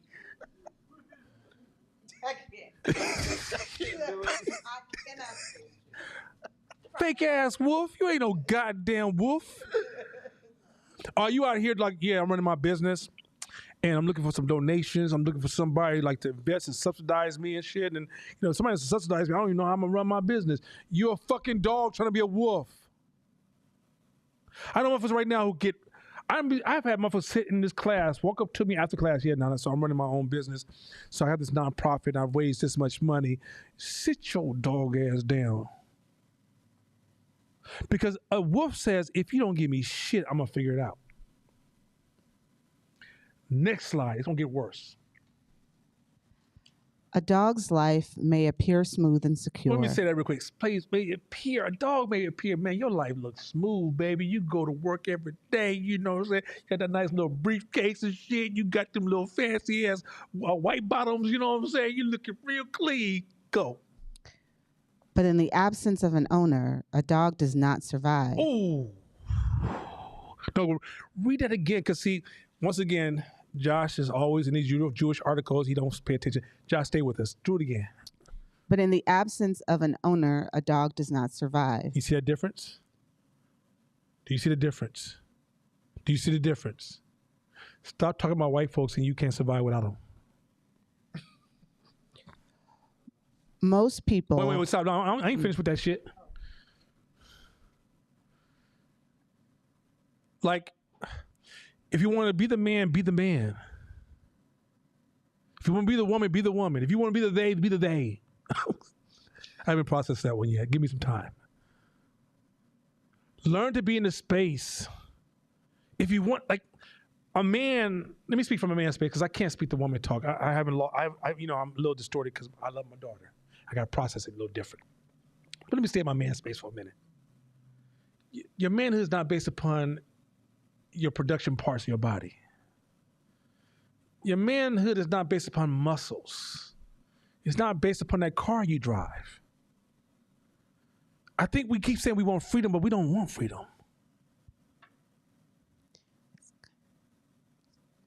A little part of it is based on the production parts in your body. What you say? What she say? What she say? A little part of it is based on the production parts in your body. I'm just saying. Okay, stop. So point is, the point I'm trying to say is this: is that the dog game is so cold now, and it's so baked into society. Many of us want to be entrepreneurs, but we're really just dogs. And wolf is based upon. We're gonna keep going with this wolf. We're gonna bring the wolf concept down because some of y'all think wolf is a machismo or I'm hard, I'm rough, or I'm an alpha male, alpha female. You don't have to be alpha male, female, and be a wolf. Our wolves ain't alphas. There's a certain kind of alpha wolf, but some wolves are just part of the pack, but they have survival skills by far. So let's get this clear. I'm not preaching machismo. I'm not preaching you gotta be the toughest person in the room. It's knowing how to live in a world of risk and uncertainty, volatility and variability. That's the shit right there.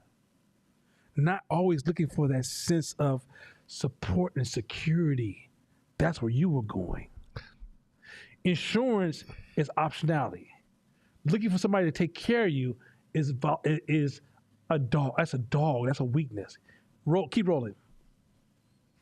Most people prefer to adopt puppies. Oh, not wait. grown-up dogs. Back in the days when I was younger, when I was in my 30s, this dude, he's a chase 20-year-olds, and he used to call them puppies, right? And back in the days, why did he say that? He didn't want no friction. Now, most players don't fuck with wolves. Let me say this: female wolves. Oh, y'all know who they are. They got the natural movement that says you better not bring your ass over here with that little weak ass shit you got. You a dog on the head, girl. I'm about to. She'll shut that shit down without words.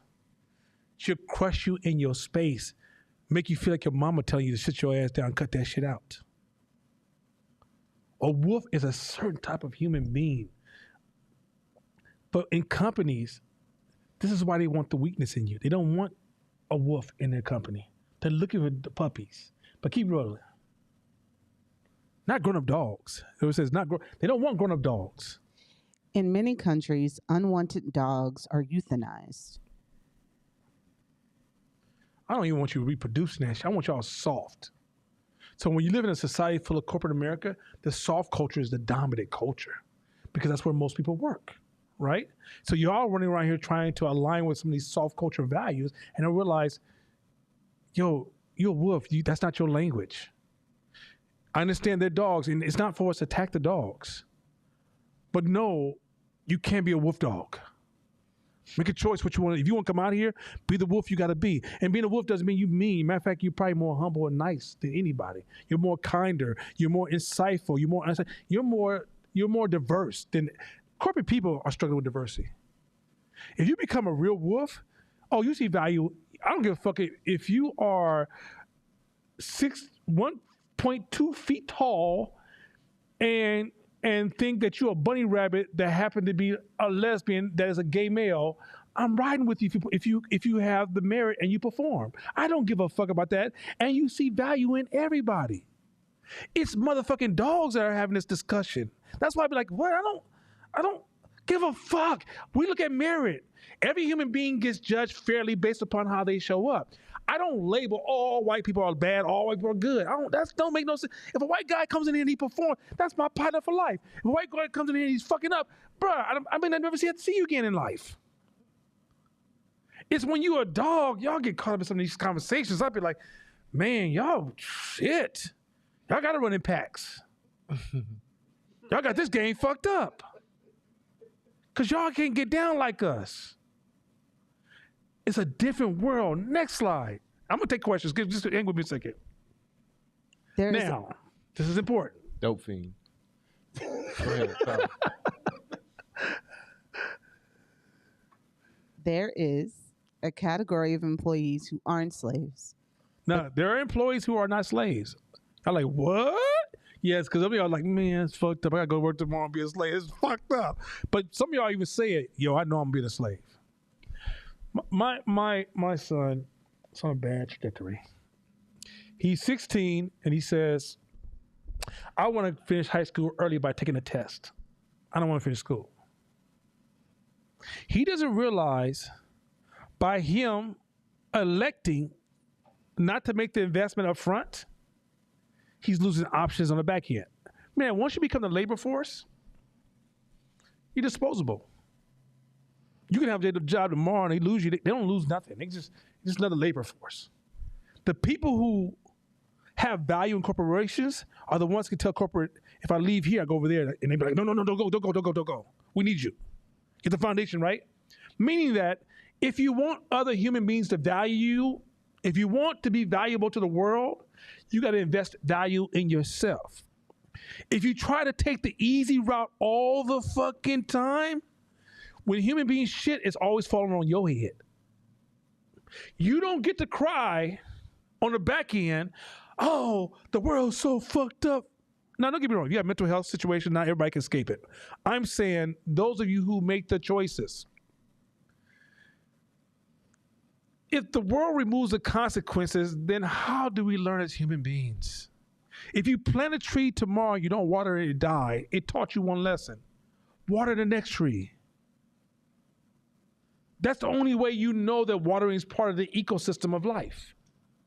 So in business and so forth and so on, a lot of times you got people who want to party, drink, and bullshit heavily up front. I'm not saying you can do a little bit of that, right? You got to have balance. But I'm talking about you just party committed, drinking committed, escaping responsibility committed, fuck the world committed, everything sucked committed. But on the back end, you mad because nobody fucks with you. Now you want to say the evil corporations and the rich people and all these bad people. This is why I said a lot of social justice is really an envy movement. At the end of the day, every person who's poor can be a better life, have a better life. And don't get me wrong, I feel sorry because I saw those young boys who got convicted in Florida for killing the rapper, and I saw their faces. I thought, damn, that's somebody's child. That shit almost brought a tear to my eye to watch them boys go to jail. Also brings a tear to my eye that they killed that other boy, right? But I'm thinking, no one tells these boys shit. They don't know they have options. They chose the worst fucking option. And unfortunately, life is mean like that. We don't control that. You can say it shouldn't be like that. No. Oakland's trying to do that kind of thing where they're trying to say, well, let's remove the penalties. And criminals are like, what? You don't say. Oh, we're about to go up in this motherfucker and steal everything. Right? Let's say you're a young dude and you speed, because when you're young, that's kind of like your way of flexing your muscles as a young dude, right? You got that chemical in your body that says, I want to drive fast, I want to, right? When the police pulls you over, what it does, it helps you be a little bit more aware. You remove police, somebody about to get hit. And God knows if I have insurance or not. There's a balance in life. There's this balance in life. So finish this point. Go ahead. There's a category of employees. Okay, I'll start over. So there's a category of employees who aren't slaves, but these represent a very small proportion of the pool. You can identify them as follows. They don't give a fuck about their reputation. They don't give a fuck about their reputation. They in corporate America, they don't give a fuck. At least not their corporate reputation. So they don't believe, it's hard for them to kiss up. I promise you. I'm sure if Shakina was incorporated before she broke out in this real world, any of you guys had a corporate job, it was so hard to play that fucking game. They'd be like, you need to go over there and be nice to Mike Wilson. Man, fuck that Mike Wilson. You need to be nice to me, right? Because you was a wolf in the wrong game. And guess what? Wolves get fired more than anybody else, and it's almost unexplainable. But why'd you get fired? I just know they don't like me. I don't like the motherfuckers either. Look, I promise you, wolves do not fit well whatsoever in corporate America because they're almost like motherfuckers be like mothers call me in for a review. This is not, I told this story numerous times. They said, Nana, we can call you in for a review. So I saw them going to the office when we got these dark Ray-Bans. I put them on and I sat down. They said, why you got some sunglasses on? I said, why you got 3 people in this room? They said, what? I said, because you guys are playing a power game. When you say we believe, that you try to make we sound like it's a fact when it's just your opinion. So I know that if I put on these glasses, you're going to be frustrated because you can't see my eyes, and human beings cannot stand it. So unless you decide to remove 2 people, I can keep my sunglasses on. This is me getting a review for a raise. Okay, I'm a wolf sitting there going, you're fired. Yeah. My supervisor, I'm not lying, I'm 23. He comes behind me and he goes, Nana, good job, man, yesterday. And I turned around and kicked him in his ass as hard as I could. I lifted his ass off the ground. He said, what the fuck you do that for? So you ever plant a motherfucking man on his head? What the fuck wrong with you? I ain't never had no white man touch my fucking head. Still have my job. I'm a wolf in the wrong place. That's why when I said, I told myself, Nana, cut it out. You know you can't do this shit. You don't give a fuck about these people. Like, you don't give a fuck about their bottom line. Now, this is our mission, our goal. Ain't got shit to do with the black community. Fuck you. Like, literally, I was comfortable being that way. And it was just, where if I worked for a black company, I might have been a little bit more invested. Now, when I became upper management, I don't know how I got there. When I got to upper management, I had more of a wolf lifestyle there. But then after that, at some point, when they called me in one time and tried to put a chain around my neck, I was like, I don't want to be here no more. Can't do it. Wolves can be in the corporate America. Next one. You are free, but only as free as your last win. So in corporate America, they will keep the wolf. So wolves quite often is just, they disturb the energy in the office. They disturb everything. They kind of like, they're the attitude guide who does what the fuck he wants, but he makes the company so much money, they tolerate the wolf. Meaning you will have a company one day, you're going to hire a wolf. You will only tolerate them as long as they make you a profit. Draymond Green. But once the profit doesn't work anymore, bruh, you got to get the fuck out of it. You got to be fucked up. Draymond Green is a wolf in basketball. Or Kyrie Irving acts like a wolf in basketball. And I'm not saying he's a smart wolf, but he acts like a wolf, which is, I'm going to do what the fuck I want. As long as he can win some games, this goddamn Kyrie, oh my God, goddamn Kyrie. Shit, Kyrie. Let Kyrie start shooting like Eric Snow. I remember Eric Snow for the Philadelphia 76ers. That motherfucker could make a shot within the free throw. Allen Iverson, Wolf. Yeah, he was a wolf, and then once he was playing a certain level, done. Bye, goodbye. So wolves can be, wolves can be inside your company. So just know if you're a wolf inside the company, you're only surviving until your next win. Once your wings go down, they're gonna fire your ass. They dream of the day because they love the puppies. They love the euthanized. They got rid of all the old dogs, talking on it like all that. Get your ass out of here. Young puppy, come on here. I'm so happy to have a new job. Oh my God, you're my boss. That's like a Mickey Mouse. Yeah, I know. That's Disney. Like you see my Disney influence, right? but like that's a young puppy, and they got me right. But it's a young puppy tone, right? But a wolf, hey, I need you this. I ain't doing all that. Got me fucked up. Now this is what I got to do. This is what you pay me for. That's what I'm gonna do. How much you bring us last week? Okay, you did a good job. Oh, that's what you got to do. Mike, do this shit for him. Okay, boss. But as soon as those wins go down, hey, Mike, could you do this? Oh, I ain't what I get paid to do. Well, you know what you can do? You can leave the fuck up out of here. That's the game. Next one.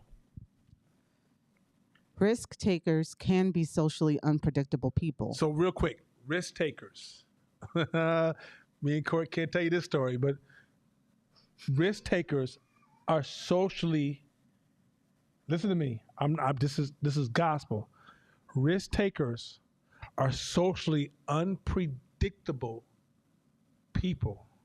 Next. Freedom is always associated with risk-taking, whether it leads to it or comes from it. You take risk, you feel part of history. So when you take risk, the world's written about people who take risks. It's not written about people who don't take risks. Nobody cares about people who never take a risk. You didn't read one book that says there was a lady named Miss Molly. Miss Molly never bothered nobody. She stayed in the house. She took care of her kids. She died working every day at the post office. And this is why we should follow her. No one gives a fuck. Name anybody you admire in history. They were risk takers. Go. And risk takers take risks because it is in their nature to be wild animals. Wolf. That's the best description of what a wolf is. So let me explain this. So what he said, let me put it in the thing. A wolf, freedom is associated with risk. Freedom is associated with wolves. Where it leads to, it comes from it. To take risks, you feel part of history. You become a wolf in history. And risk takers, wolves, take risks because in a wolf's nature is to be a wolf. That's what wolves do. When you say wolf versus dog, it's your relationship to risk. If you like luck, the other side of luck is risk. Oh, I love being lucky, but you don't love being risky. It's part of the game. And we're unpredictable people. The wolf is unpredictable. That's how we moving. Next slide. This is when it gets fun. Watch this. Those who use foul language on Now social... watch this. Now real quick. So I know she's like, cut me off when we're getting, come on, that's my sister. So let's say we all been in class and damn that Donna, goddamn Court be cussing. I got my kids. I'm in a soundproof room just to listen to this damn class. I'm gonna tell the kids I'm over here studying and everyone's right here profanity. Anything I'm over here listening to hip hop. This is ridiculous. This is gonna be a deeper concept here. I want you guys to understand. Watch this. Those who use foul language on social networks such as Twitter are sending an expensive signal that they are free. Oh, wait, what? Wait, free. You said people that's on social media cursing are really, because by the way, there's a word that says human beings don't talk on social media, they perform on social media. Mm-hmm. Right? So those who are cursing are trying to express what? They are what? Sending an expensive signal that they are free. So it's expensive. Signal that they are free. Keep going.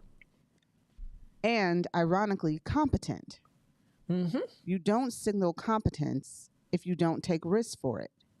Wait a minute, what? You don't You don't see no competence. If you don't see, you ever go to a professor who just sat in the classroom their whole life and they want to tell you that they know everything? Where's your risk at, partner? The people you follow, where's your risk at, partner? How do you know what you're talking about? Where's your risk at? What's your skin in the game? Where's your losses at? You want to just invest. A lot of investment people will betray you because they're incentivized, not because they're bad people or dumb people. You get incentivized, which says if I sell this, I make a lot of money, right? And they stop really processing the process they're taking you through. But I asked them, where's your money at? Keep going. There are few such low risk strategies. There are few such low risk strategies. There you go. Keep going. Cursing today is a status symbol, just as oligarchs in Moscow wear blue jeans at special events to signal their power. So, in a sense, people are cursing to signal power. Now, stay with me. Even in banks, traders were shown to customers on tours of the firm as if they were animals in a zoo. And the sight of a trader cursing on a phone while in a shouting match with a broker was part of the scenery. So, what happened was, when they showed somebody cursing on the phone, they were trying to show you the status of the people working in the company. And that was part of the amusement of you watching day traders by saying these are a whole different level of human being. I got wolves working here. I got free people in this space, right? So they knew that's why that was part of the observation. Next slide. So, while cursing and bad language can be a sign of dog-like status and total ignorance. So, pause. We're not removing that. It still can't. There is a difference between cursing as a form of ignorance and dog-like status. Dog-like status. Go ahead. I don't know that word. Which one? Words, yeah. That word, which etymologically relates these people to dogs. Mm-hmm. Ironically, the highest status, that of a free man, is usually indicated by voluntarily adopting the mores of the lowest class. Have you ever been to rich parties? Have y'all seen how some of the music they listen to and some of the things they do, how they identify with hip-hop culture? You know what hip-hop culture represents? The low class. So a lot of times the ones who are really walking around with the swagger is telling you, yo, I'm above that shit. Some of the guys walk around when Steve Jobs Mark Zuckerberg put on his hoodie and Steve Jobs put on that turtleneck and jeans, he was singing to everybody, oh, no. I'm free, baby. I'm free. See, y'all had to wear suits to work. I'm wearing a hoodie. Now what? A free man was expressed because all of us express ourselves, our status all the time, right? Keep going. It is no different from Diogenes, the one with the barrel, insulting Alexander the Great by asking him to stand out of his son just for signaling. Legend, of course. So what they said is that the way he signaled was Alexander the Great. He's telling him like, yo, step out. You're my son. Get away from me. Back away from me. To signal that I'm more powerful than you. I got so much power that at the end of the day, I can tell Alexander the Great, you're interrupting my son. That's some cold shit. Go ahead. Consider that English manners were imposed on the middle class as a way of domesticating them. Stop. No, nope, and no. Read that again because I want you to understand when they say they stole your language, they stole your culture, they stole your God. Read that again. Consider that English manners were imposed on the middle class as a way of domesticating them. So why do they need to domesticate you? Because industrial age? Because of corporate America? Because they needed you to show up a certain way? So how do you domesticate human beings? Mannerisms. Meaning that a lot of your morals got nothing to do with God, religion, or anything else. It's the English culture domesticating you. Ooh, shit. Ooh. Come on, cuz. That needs a... Come on now. Go ahead, Shabisha. Along with instilling in them the fear of breaking the rules and violating social norms. Wait, say it again, because my eyes closed and I had a tear come out because that shit would just make me want to just tighten my eyes. Say it again. Along with instilling in them the fear of breaking the rules and violating social norms. I think in Hebrew or one of those cultures, religion means laws. So when you follow laws, it's a religion. In business, a lot of entrepreneurs, we respect the laws of the land, but we also know that they all can be adjusted based upon what's necessary. Many of you guys are running around upholding a lot of his mannerisms, and you don't even know where it came from. I'm supposed to eat with my right hand. I'm supposed to eat with my left hand. I'm supposed to do this. I'm supposed to do. You ain't do this. You don't do this. You're not this.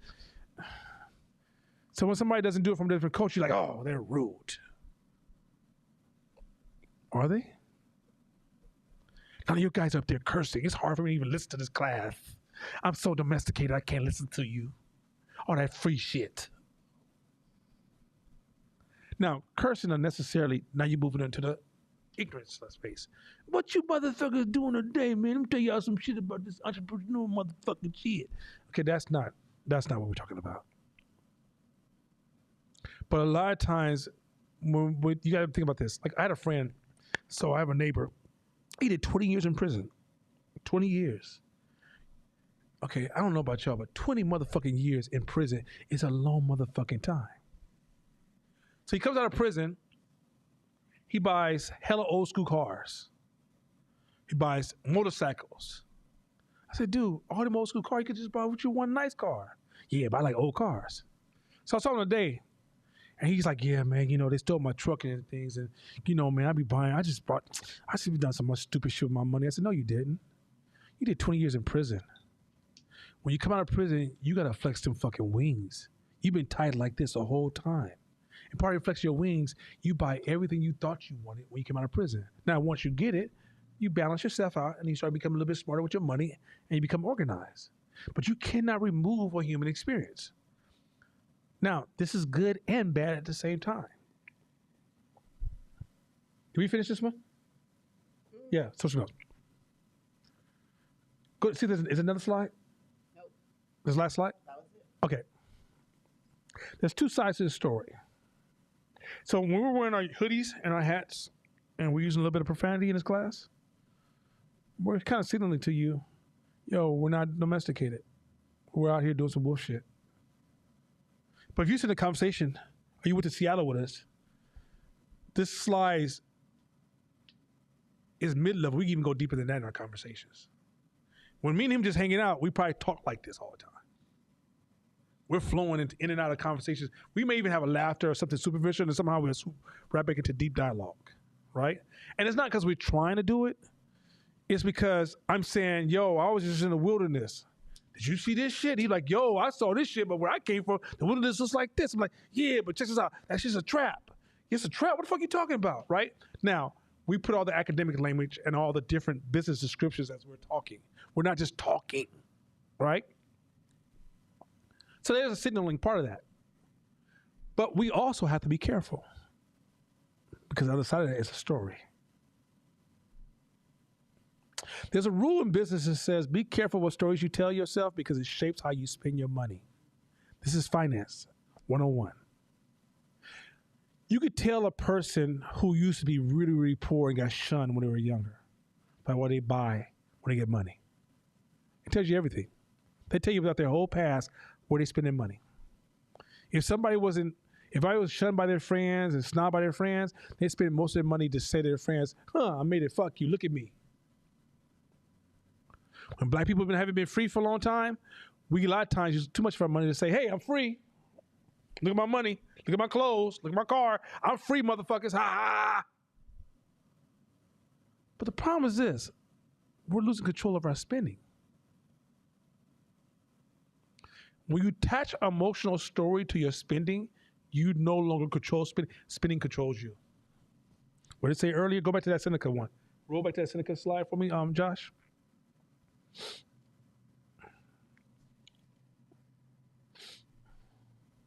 Be a minute here. That's a lot of slides, huh? I'm with 35 slides.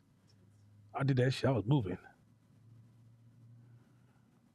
Right there. A wealth is a slave of the wise man, and master of the fool.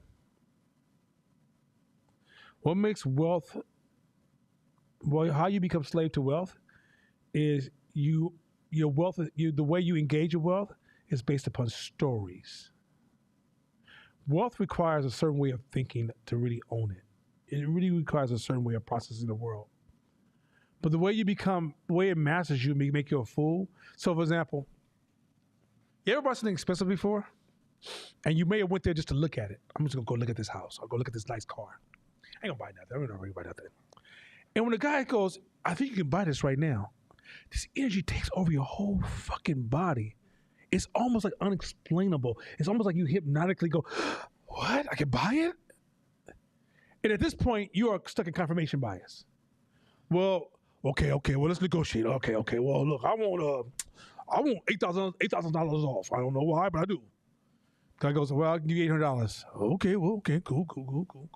I want a white one. Well, we only got black. Well, okay, cool. Fucking shit. I got to go black. Black can work. I can see I can work. I can make it. Yeah. Okay. Well, I want leather seats. Well, we only got cloth. Yeah. I didn't want to pay that kind of money, but I can own it though. You know why you can't think?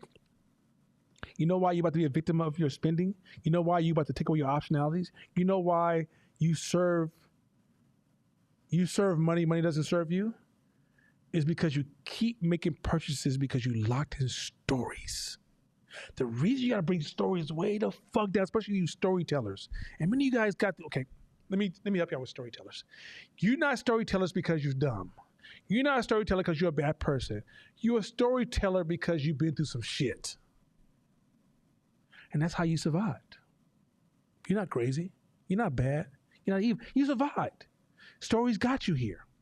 But see, story wasn't designed to get you through wealth. And when you tell stories, when you finally get wealth, you start attaching wealth stories to the items. And now you become a slave of the items. I can't sell my mama's house. We were all raised here. Motherfucker, sell that house. No, I can't.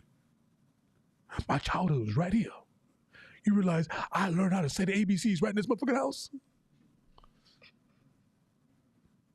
No. If your business is about to die and that house could put you in a winning position, optionality says let the house go. When you buy a house, do you understand house cost? See, when you buy something, when you buy a car, a house, whatever, you don't think about insurance. You don't think about upkeep. Because there's a amount of money that's going to upkeep. You don't think about the value of the product. It's a devaluing asset. You don't think about none of that stuff. You think about, when I get this car, it would make me cool. My status would go up. And none of that you just say was true. Oh, that's a lie. When you buy that car, nobody even notices. Your status didn't fucking change. If you're a fucked up person, you're still a fucked up person. Most of the time, nobody pays attention to you when you're in your car, if you want to be 100% honest. The illusion is that there's a famous saying from the podcast on he said, when he first saw somebody in a fancy car, never once did he say, ooh, that dude is cool. He said, ooh, that car is cool. I can see myself in that car. But ironically, when he bought a car, he said, I'm going to buy that car so people think I'm cool. You see the mental disconnect? When he seen the car, he didn't see the person at all. He saw the car. But when he said, because I want to get the car so I can be cool, and no one realized that the next person's not going to see him, they're going to see the car. So these items you buy, if you're a storyteller, it just takes a second for you to spin a story that traps you into the purchase, and bad purchases at that. And now you're a slave of no options because you made all these purchases because you put them all, you attach the story to all these items. Items. If I get those shoes, if I get those pants, get that shirt. And guess what commercials do you tell you all the time? If you get this shirt, this story. You get those shoes, this story. You get that car, this story. You see a guy driving a Lamborghini, gets out his car. Yo, man, nice car. Girl's like, hi, Michael. Now I'll sleep with you. Like, yo, no. I don't want to mess with you. I'm going to mess with her. She might be a little hard to get, but she sees my car. It tells you those stories all the time on TV. Remember they said the book stuck, most stories, romance stories on TV, most of them are toxic. They're setting you up for financial ignorance. So storytellers often make people make bad business decisions because they keep tying a lot of decisions to stories that takes away the optionality in the decision making. Any questions on that one? We good? Does class fuck with y'all a little bit? Y'all look quiet and like y'all process. I ain't never seen motherfuckers look at you like this. This shit, hey, I hit y'all with this deeper shit and go back and listen to class later for a reason. When y'all come to me for advice, now can I talk to you about some shit? And I give you advice. You don't empty the cup because at the end of the day, you have stories sealing the cup. And somehow, all you really want me to say is, everything in your cup looks perfect. Matter of fact, just use that part. You was using the wrong part of your cup. But if I tell you, no, just that whole portion of the cup has to come out. It doesn't even make sense. It doesn't even line. Well, what you mean it's not aligned? It's, I got here because my mama and my daddy, and, I went to school and I paid all this money for this degree and I bought into all these stories and it put me in this space. So what are you telling me I change? No, stay same. Please leave me alone. This is why I get to the point I get less and less and less. I teach this class. But people like, can I talk to you? I'm like, I roll my eye. Because you ain't going to want to listen to me anyway. You don't want to change your cup. You so locked into your story. You're not practicing optionality. And you don't realize this optionality is your survival tool. Too many of you guys are brought into the story that once you get the bag, everything going to be all right. And guess what? It doesn't work that way. If you don't stabilize yourself and stay in the game, means you master optionality, you learn to domesticate uncertainty, you learn to marry risk, you develop some wolf in you. If you're not playing that game, I don't know what fucking game you playing. And I hate being called in to make believe conversations. Now that we have a serious business meeting about business, I thought we saved you a seat. You want to sit down and talk to us. So look, I'm a dog, he's a dog, he's a dog. Now we playing wolves, and this is some of our ideas. Now we don't want no risk here. Now what do you think we should do? Where can I leave? I don't want to fuck with y'all. like this is the shit I go through all the time. And I'm like, yo, this business shit is not. When you go to college, you can do it. You can look, you're a puppy, you can do it. Look, you got it in you too. Look at you. Yeah. Look, just stay in the game. Look, because you know what? Business needs to be accepting everybody. No, what the fuck it doesn't. It's a merit game. It's like Mother Nature. Mother Nature don't give a fuck about you. Mother Nature says, you don't work no more. Bye-bye. You're new. Let me support you. You ready to go? You want to be a big tree? You getting kind of old. Time to blow your old ass over. Pow. You down, baby. Over with it. Life is real. Stop watching television and think that world will bend to your softness and your fears and your discomfort and your disconnect from risk. That's what life really the fuck is. So every time you keep talking about white man hold me back, ask yourself, are you really ready for this freedom shit? Are you really ready? And I'm not saying if you need to be ready tomorrow, you don't need to flip a switch. But freedom is a journey you need to get on to build the muscles. When you frame friction as bad, you're not developing the muscles to embrace risk. You got to develop the point where friction makes you stronger, so in the face of risk, you can play that game. But every time friction shows up, you scream social justice, you excusing the it's almost like every time I say you're going to work out, oh, hell no, so you trying to attack me, trying to get me to run. See, I can see a motherfucker come in my house trying to get me to exercise. I knew you was that kind of person. Get your buff ass out of my house. This is how y'all treat risk and friction. You got to embrace friction to become strong, straight up. And so that's why when I say I hate social justice, is making us not equipped to solve our own problems. Last point, we're going to close out with this. You know the way you want to defund the police? I hate that phrase because it's a social movement. I understand. I care about the people who said it and I care about why they try to say it, but it wasn't processed well. Just like that $5 million for reparations, they just made that number up. No one thought about it. They just like, $5 million. Really, that's what we're doing right now. We're just making up numbers. Well, you know what, Shakina, tomorrow I'm gonna think about giving you $40 million. I just want to think about it. I just want to tell you. I just want to think about it. It's just, but in the end, we should have a lot of conversations about it. You know what I'm saying? Maybe come to my house, make food for me, cook my dinner for me, and then we talk about it again tomorrow. You cook another dinner, and if it doesn't work, well, shit, at least you're out of dinners. But okay, that's how that $5 million conversation feels to me. But anyway, you know how you can really defund the police? Raise enough wolves to raise our kids, and now the police are not as necessary, and they're defunded. Stop making them responsible. See, I don't need to outsource my problems to other people. I got to figure out how to grow into. I'm not saying something's wrong with you if you don't know how to solve it and you're not ready for the game today. But just be aware of the game you're trying to play. If I'm a soldier, revolutionist, freedom, I believe in life, I want to be my own person. Just be aware of that life game you want to play. Stop saying all that shit, but when it comes time to play the game, you want to be in a dog team. That being said, as they say in Brooklyn, make sure you listen to these podcasts. It's going to be on fire. Hopefully, if you guys taking anxiety pills, take them motherfucking pills. I meant to give you anxiety. Those of you who are depressed, turn on all the lights. Just all the goddamn lights and play like Disney songs so you can just forget about it. And the rest of you guys, work on your shit. I'll see y'all in 2 weeks. And once again, Court, thanks you for last week. We out of here. Peace.